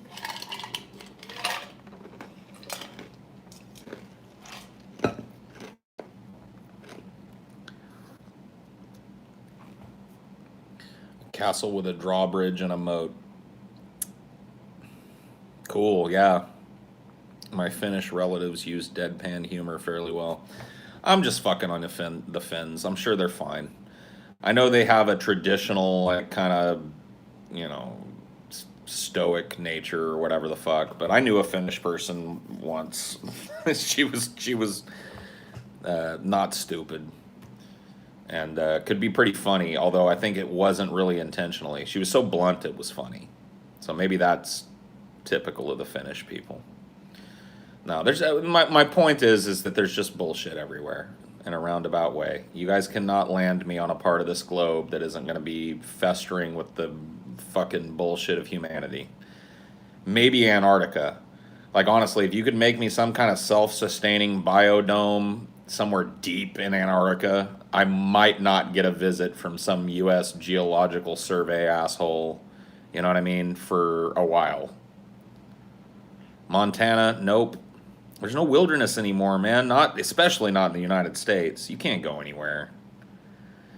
You know, people have these dreams of like, oh, I'm gonna buy a piece of land up in the hills and just go out there, and then they're just fucking inundated with rangers and fucking wildlife investigators and scientists that are doing studies on the local flora and fauna at the borders of your property. You just can't get away from nattering ass fucking human beings. They're just always there. It's a dream. Yeah, the tax man. He's gonna find. They all, dude. Anybody wants to find you, they're gonna find you. There's just no way to do it, man. Well, actually, that's not true. That is not true. I'm lying. Well, I'm not lying. I'm just omitting something, that I've now remembered. You want to live genuinely off the grid in this world, okay? Or at least as off the grid as you can be. You have to live like a total destitute homeless person. I'm dead serious. Like one of the people that lives in the old abandoned subway tunnels under New York City or shit, or some shit. Or somebody that's got like survival skills that, can keep moving, be nomadic out in the fucking wilderness and move around and stuff. Like if you can do one of those two things, you're pretty, but it requires you to be fucking like live a life that according to our current standard you would consider destitute, because if you're going to be nomadic and move, you can't set up permanent shelters. So you're going to be living in lean-tos, you're going to be cooking on small fires, and anytime somebody would come to investigate the smoke from a fire, you're already moved the fuck on. You know what I mean? Or You could find one of the many abandoned, horrible, forgotten places that our crumbling infrastructure is left behind, and it's, half-hearted limp towards an actual workable national infrastructure. Abandoned subway tunnels, old closed down factories. Nobody's gonna bother you off in there if you're one dude or a group of dudes that just live down there. It's when you got to go out to get food. See, it's not sustainable, but if you want to be off the grid, that's really your choice. You can't be off the grid. You can be comfortable or off the grid. Pick one. That's kind of the point.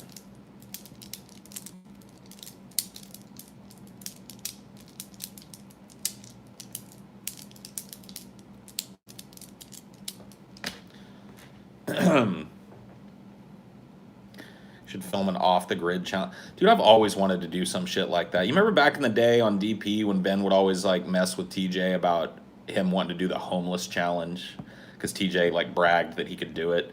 Dude, I dead ass want to do like maybe not a homeless challenge, but like a camping challenge. You know what I mean? Where it's like the three of us, each armed with a GoPro and a battery pack enough to keep it running for a couple of days, walk different directions into the woods, and just film everything that happens to us alone. You know what I mean? See who survives best. Maybe each one of us gets like a hatchet, and we can dress however we feel like we should dress, because I don't want to have like a uniform or something. I want everybody to pick how they should, because TJ will be out there in like flip flops with socks, cargo shorts. Oh my God, it'd be amazing.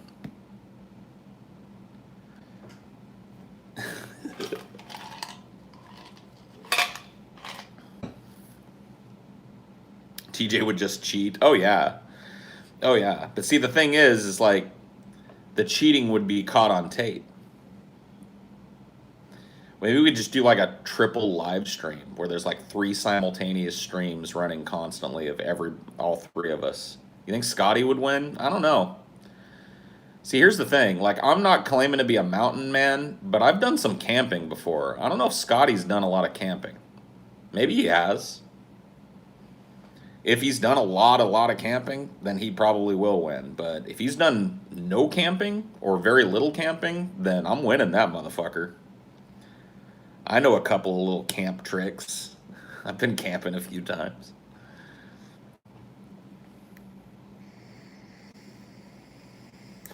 See, that's the whole point. He can't drive home.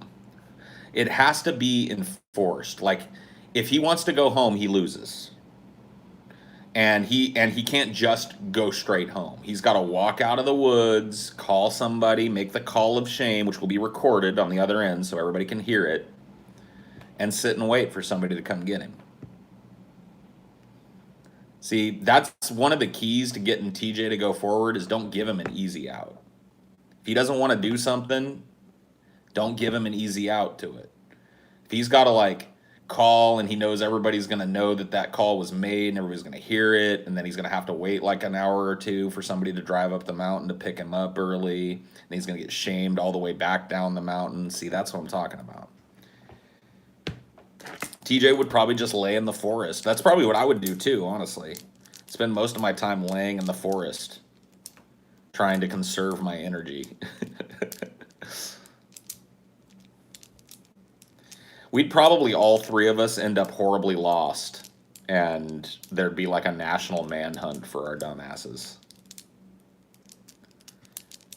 I don't know, dude. TJ might surprise us all. Hey, TJ was surprising. We had this hot dog competition that apparently the fucking footage for it got corrupted or whatever the fuck. But that never got released. But TJ actually won that shit. He dominated that shit. And he had this weird like look about him. Like me and Scotty were joking around before we started eating that giant fucking hot dog. But TJ was like, and he ate it like fucking 2-fisted. It was gross to watch, but it was also beautiful. You know what I mean? He was on a mission. I knew I'd lost by the first bite. I watched him take that first bite, and I was like, well, he came to play. He came to fucking play, and I didn't. So you never know with TJ, dude. TJ might just grit his teeth and just by sheer will and determination and stubbornness decide to fucking win the camping trip. I've seen crazier things.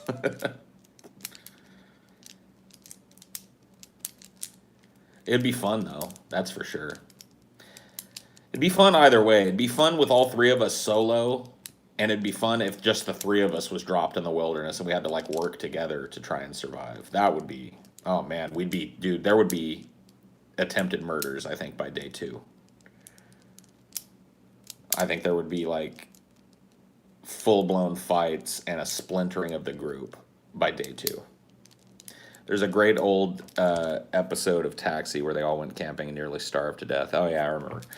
It's been so long since I've watched Taxi. I used to watch it all the time when I was a kid.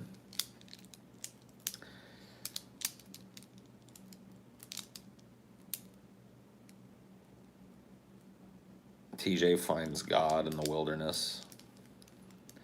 That'd be funny. Yeah, TJ gets lost and then they find him like a week and a half later and he's religious. He worships Mother Nature. He becomes a Wiccan TJ, dude. I'm ready for Wiccan TJ. What about Stevie? See that? I don't know either. I don't know if Stevie's done a bunch of camping or not. I would assume he does because his dad is so much into camping, but I learned a long time ago that assuming with Stevie usually means you end up wrong. So, you know, there's a good chance that Stevie doesn't even really like camping and doesn't do it much.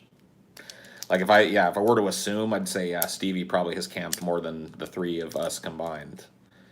But that's just because Stevie's dad is like a mountain man, you know? He's like a dude that'll go out there and fucking sit for 48 hours in a deer perch.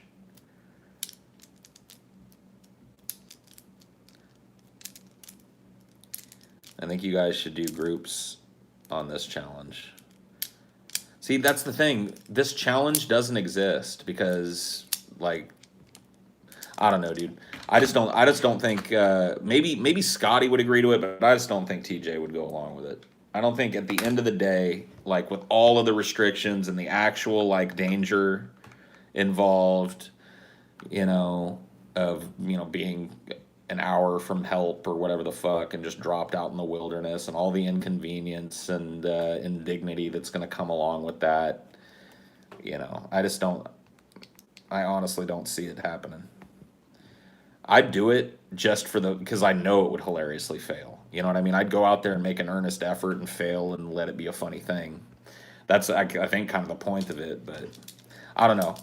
I've run the homeless idea by the guys a couple of times. Like, I told TJ that, like, dude, I'll go out there in the streets with you. We'll make it a competition. Whatever the fuck you want. Like, we've each got a cell phone. We can only use that phone to call for help and to lose the challenge. If we pull that phone out for any other fucking reason, use it for any other thing, we're done. That phone is just there as a rescue phone. And you got, each of us gets $5 and may the best man win. You know what I mean? I would have done it.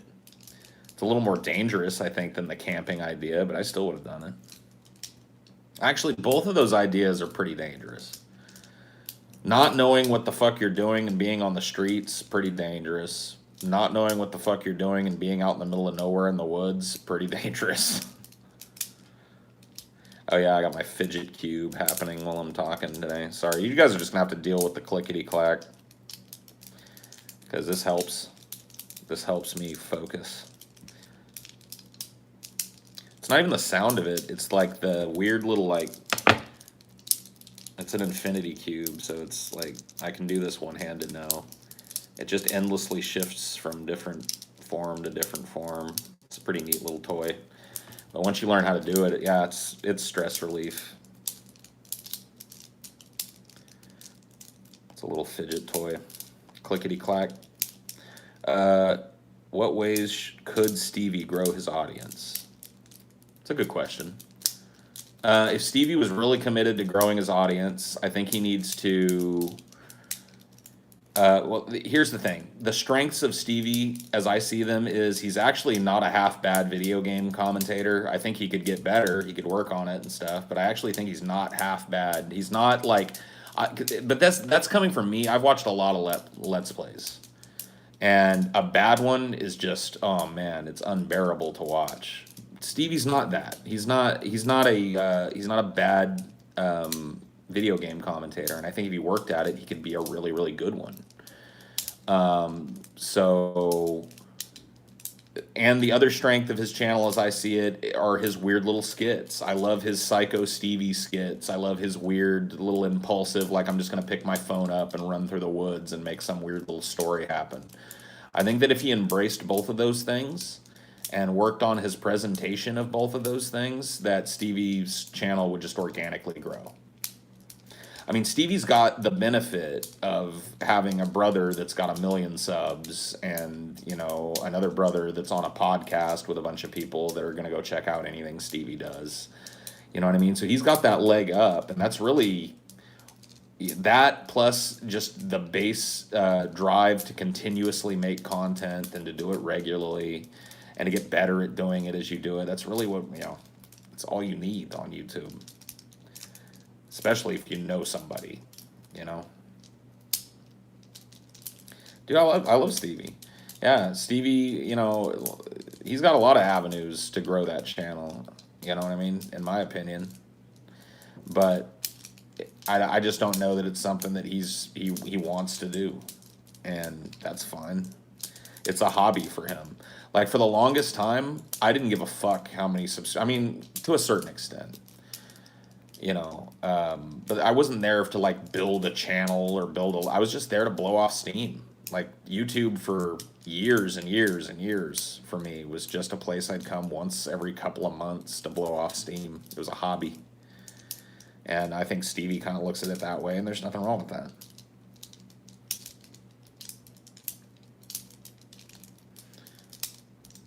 What is this channel called? Oh, we'll go check it out. It's Under Creations.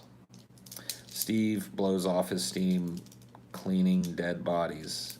Oh, yeah. His dead body removal job. I don't know if he's still doing that or not. Paul, would you ever do a commentary where you talk about a few different parts of some DFFs? A commentary? Oh, you mean like do one of these and, you know, watch certain parts of a DFF episode and talk about, maybe. I mean, that might be kind of fun to do one of these days. Talk about behind the scenes on the episode or whatever the fuck. Sociopathic Paul, no empathy at all. What are you talking about, dude? Where's that one even come from? Do you like to read? I do. I don't read as much as I'd like to, I think. I posted kind of half jokingly on Twitter a couple of days ago that I need a hobby, something, you know, not online, not connected to my job in any way. And like one of the first responses I got was, read a book, read more books. And I was like, you know, he's right. So maybe I should just get back into reading. I've always been somebody who loved reading, but I always kind of go through these spurts where I'll read a whole lot for a while and then I just don't read. And it's been a while since I've been in a genuine like glut of reading. So maybe it's time for me to pick it back up. Learn to code? No, thank you.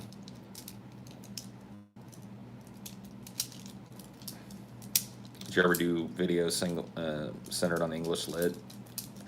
Maybe. I mean, if there's something, if I run across something or I read something that sparks an interest in me, I'll do it. I don't know if I would make a habit out of reviewing books or discussing books or whatever, but maybe I would. Who knows? How am I liking Louisiana?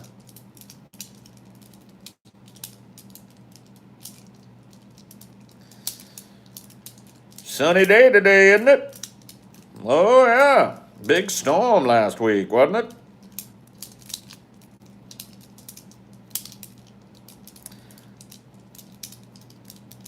Exercise is a hobby. Another good suggestion that I got, honestly.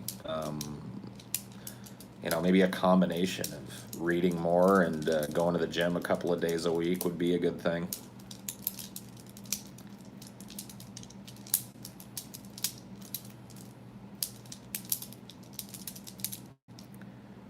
you got paid, would you consider narrating audiobooks? Maybe. Yeah, sure. I'd love to do voice acting work, but it's a field that is not super easy to just waltz into.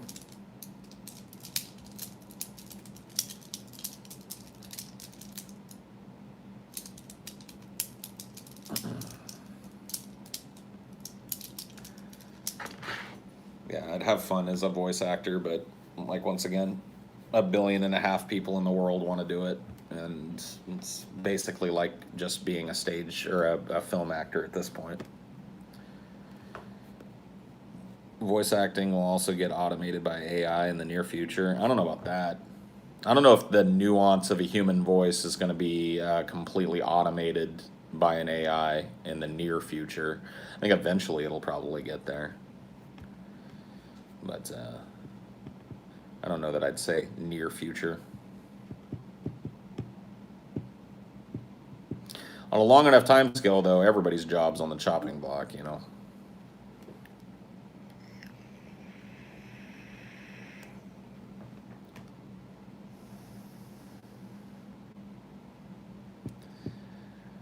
Did you hear Joe Rogan deep? Yeah. I did hear the Joe Rogan deep fake. It did sound like a bunch of clips kind of very skillfully cobbled together, but it was definitely, you know, eerily like Joe for sure. And it was definitely better than, one of these, kind of like YouTube poops where people have cut things up. It flowed smoother than that. You could still kind of hear it stuttering a little bit in ways that Joe wouldn't, or maybe a human being wouldn't. You could hear it, not stuttering, but you get my drift. Like not moving from word to word exactly smoothly like a native English speaker would, or like Joe would. The inflection's just slightly off,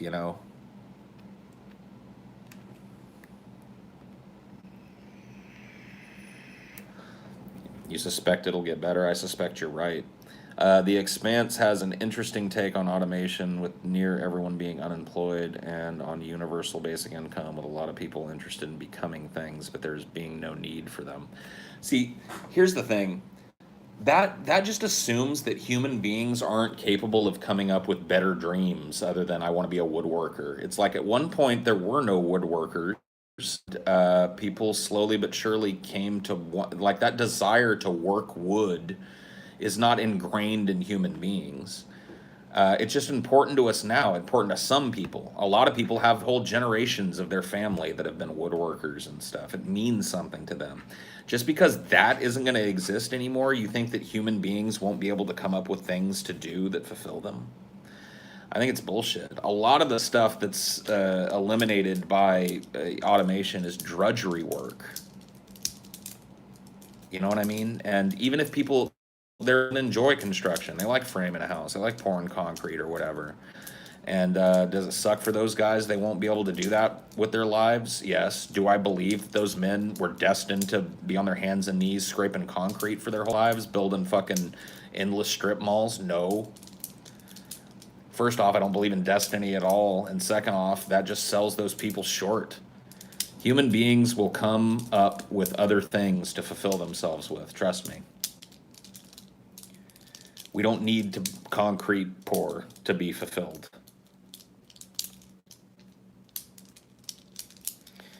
Yeah, I mean, yeah. Dude, if they enjoy hard labor, they can take their little plot of land or whatever that they've got and improve on it endlessly. If they like building houses and they like doing it by hand, they'll have the freedom to build onto their house if they want, or to save up and get a little plot of land so they can build their own house by hand. Nobody's going to stop people that want to do things without robots from doing them. You know what I mean?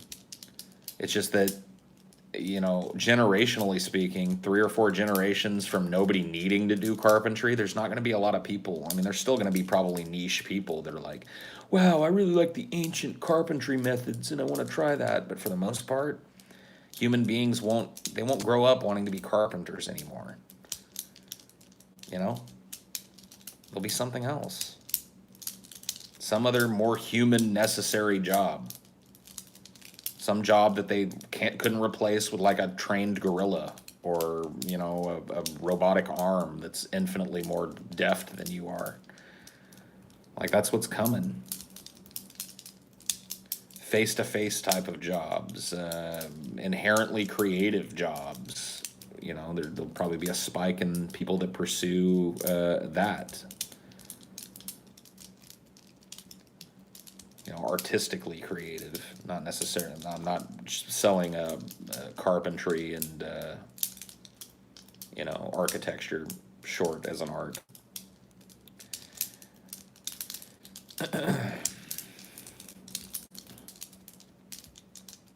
Fidget, fidget, fidget. Keep that spinner, fidget. Mandelbot zooms and zoom quilts are cool examples of AI and yeah. Growing up in Pennsylvania, carpentry was also a niche. It was always a niche skill, primarily used by the Amish. It's beautiful work, but it wasn't worth aspiring towards. I mean, you know, there's still modern carpenters needed, and I don't have any problem with somebody right now aspiring towards that. I'm just saying that, like, if you're becoming a carpenter right now, there's a good chance that by the end of your run as a carpenter, when you're ready to be retiring, there's not going to be many new carpenters being hired anywhere. So, you know, we might have one or two generations left of these, you know, skilled kind of construction jobs, and slowly but surely gone.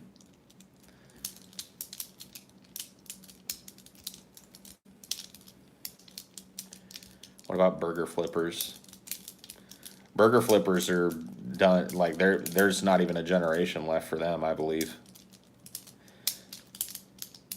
They're gonna automate the fuck out of McDonald's. Like, as soon as you just have a kiosk that just spits something out at you, like, there's not even gonna be a person there that you can, like, meet with. Like, you're telling me a machine can't flip a burger? It's already they already have like a totally automated McDonald's. I think it's in Japan. Is it in Japan? I remember reading a thing about it somewhere. Got like a McDonald's that literally has nobody working there.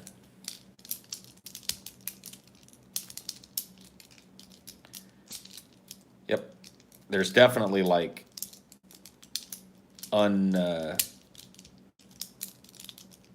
there's definitely like unmanned restaurants around.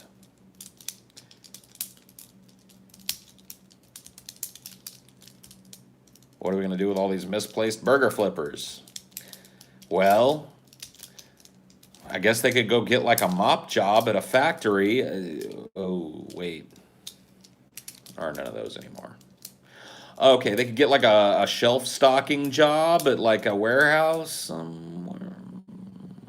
Those are going to be gone too.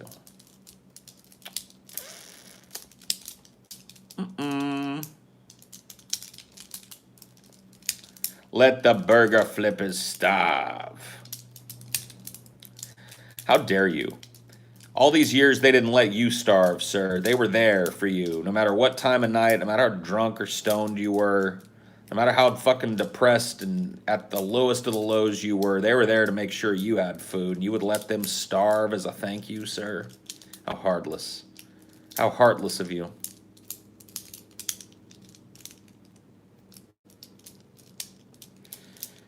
I'm cooking spaghetti and meat sauce. Hey, good for you, buddy. In the future, robots will be able to repair themselves. Dun, dun, dun. That's when they take over.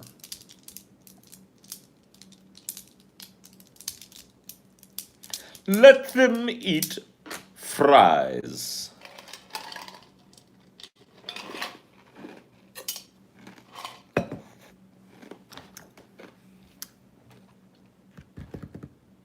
Yeah, it's over.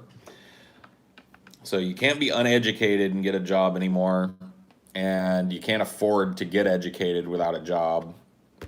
It's a catch-22, if ever I did see one.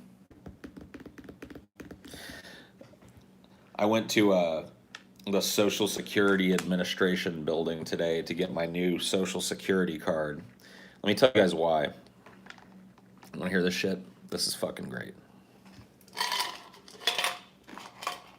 I'm trying to get my license sorted out here in Louisiana so I can drive legally and all that. I got all the shit together that I need. I got my state ID, I got my birth certificate, I got my fucking social security card, I got 2 proofs of fucking residency. I got everything I need, a big folder. I go down there, I wait at the fucking DMV for like an hour and a half. I get called up to the window. I hand the lady all my documents. She takes like a 5 or 10 second look at my documents and goes, "I can't help you," and just closes the folder and pushes it back to me. And I was like, what do you mean you can't help me? I got everything's there, yes. I just want to get my license. Can we? She said, "Your name on your birth certificate is Paul Parkey Jr., and the name on your social security card is Paul Parkey.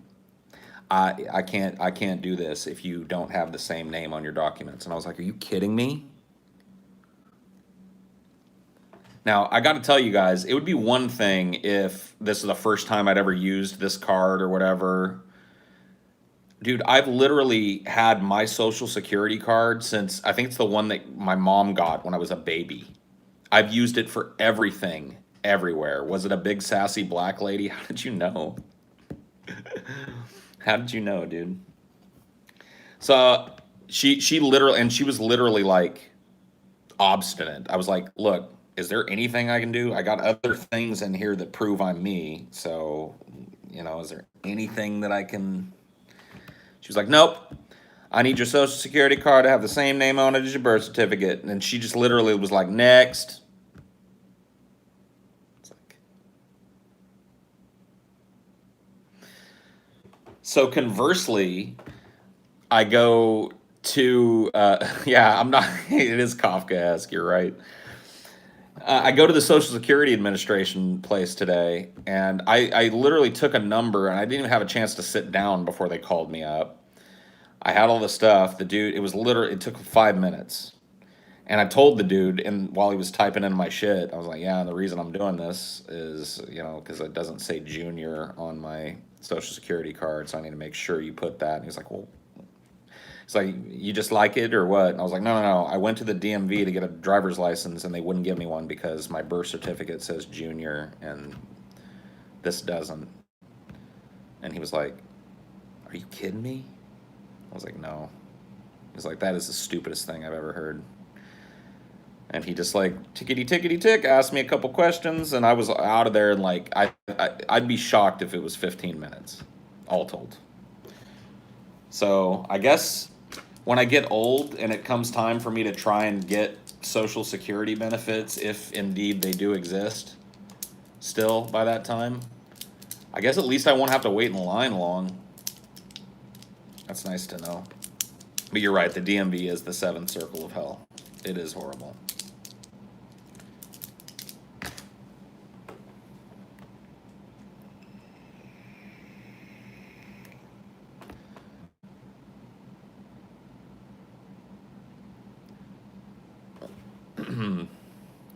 Do you think mass automation, economic transformation will happen in your lifetime? It's like, I feel the same way about that question that I feel when people ask, like, when do you think the dystopia is coming? It's happening. Like, we're living in it. It's just happening slowly enough that, it might not come to full fruition in our lifetime. But just like we're living in the midst of the 6th mass extinction in our planet's history, like, it's not when is that coming. It's happening right now, every day that we live. It's happening. We're in it. It's just going to be a 2 or 3 or 4 generation process, so we don't get the overview of the historian. It's so easy to look at the Roman Empire and to read about it than to go, "I have a basic understanding of the rise and fall of this empire." But to know that it happened over what, 10, 11, 12 generations of men, maybe even more, you start to get the scope, you start to understand how history looks like it's in fast forward when you read a book about it, but when you're living in it, like right now, you're living in a, and it's kind of cool. You're living in a time right now that, assuming modern society survives the next 30 or 40 years, will be studied by historians and ecologists and economists. It will be talked about. Things that are happening right now will be referenced for hundreds and hundreds of years. This will be a significant historical time. You know, the rise of the internet, the second industrial revolution, as some people are calling it, of automation. All of that stuff is happening now, and people will be talking about right now, 100 years from now. But that just goes to show you how slowly this shit works. So quit asking, when is this stuff going to happen? And ask yourself, is it already? We tend to I think our movies and our culture and our news media and our TV shows prepare us for big events to happen suddenly, because that's really, that arc is very pleasing in our entertainment, right? The everything was fine, but then, dun, dun, dun, dun, dun, dun, dun, dun, dun, dun, you know what I mean? We expect it to be like that. So we hear people going like, hey, this automation thing's happening and it's going to be a problem. And we expect there's going to be like, and today, officially, there's no jobs and there's all robots. Dun, dun, dun, dun, dun, dun, dun, dun, dun, dun, ah, riots in the streets. And it's just like, no, those jobs are just kind of slowly disappearing, and they're disappearing from people at the bottom rung of society whose voices you don't really regularly hear anyway. So right now it's happening. People are having harder and harder times finding those unskilled jobs as more and more automation creeps in. Yeah, you're living in it, man.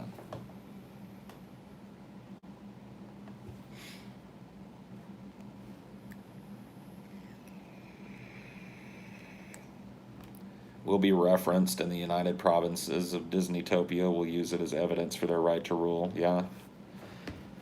Before Disney became much more than just a movie making company, the United States was in turmoil. War, poverty, disease, ignorance, destitution, hunger, and war. Endless war spread constantly. But when I came to power, we stopped all that. And now you live in the Disneyverse. You should all be bowing and thanking Mickey. But luckily, Mickey realizes that that's a stupid way to have people spend their time. I'd rather have you working for Mickey. So get out of your cubicle and put a big smile on, because it's time for a Disno workday. Beep, beep, beep, beep, beep, beep, beep, beep, beep. Hey there, Ranger. It's 5:30 in the morning. Time to get up and take a shower and brush your teeth.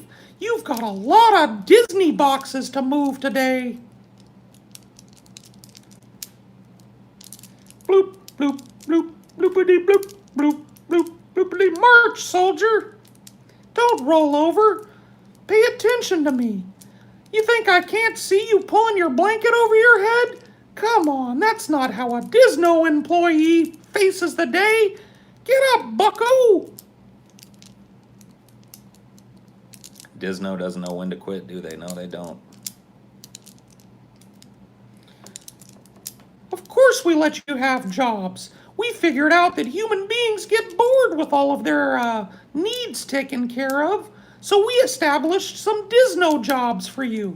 You don't actually accomplish anything, but you move a pile of boxes from one spot to the next, and you go home feeling like you did.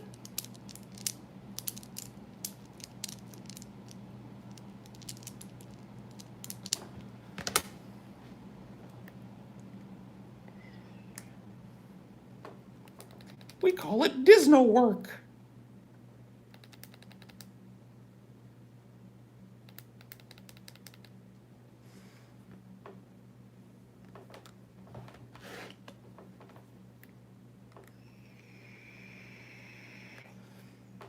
Yeah, it'll be fun.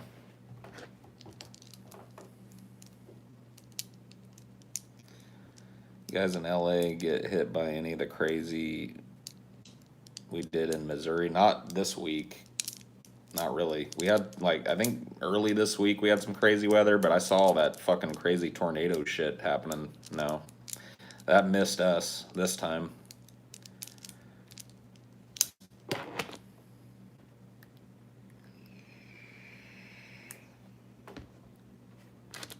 Yeah, maybe you could like even customize your Disno guy with different, you know, personalities. That would that make it cooler to you guys if it wasn't like just Mickey torturing you in the morning, making you get up, but if you could like buy another Disno character, you know what I mean?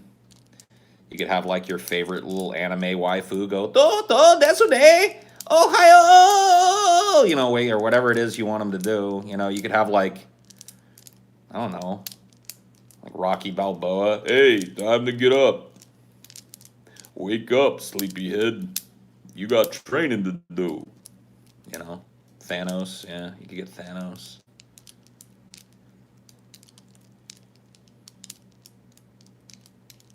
Sully from Monsters Inc. You have Pimp Monk wake you up. Yeah. Time to get up, yo. You know what time it is? The sun's coming up. That means it's cigarette time.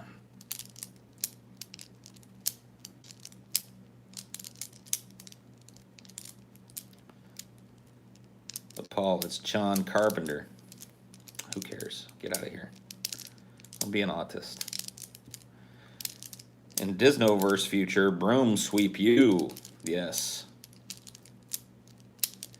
Yes. Yes. Especially because, like, Mickey can make brooms come alive, remember? Pimp Monk stopped smoking, and now he thinks his voice, what? Is not so raspy. Oh. Well, good for Pimp Monk. Happy for him to have quit smoking. That's a good thing. It's never a bad thing. Do back-breaking manual labor for most of your life and then die. Yep. Sounds good to me. All right. Well, we've had fun, haven't we? Even if we haven't, I don't want to hear about it. No bullshit in the comments. I don't want to hear any. If you didn't have fun on this stream, I don't want to hear any bullshit about it in the comments. You better not. No bullshit.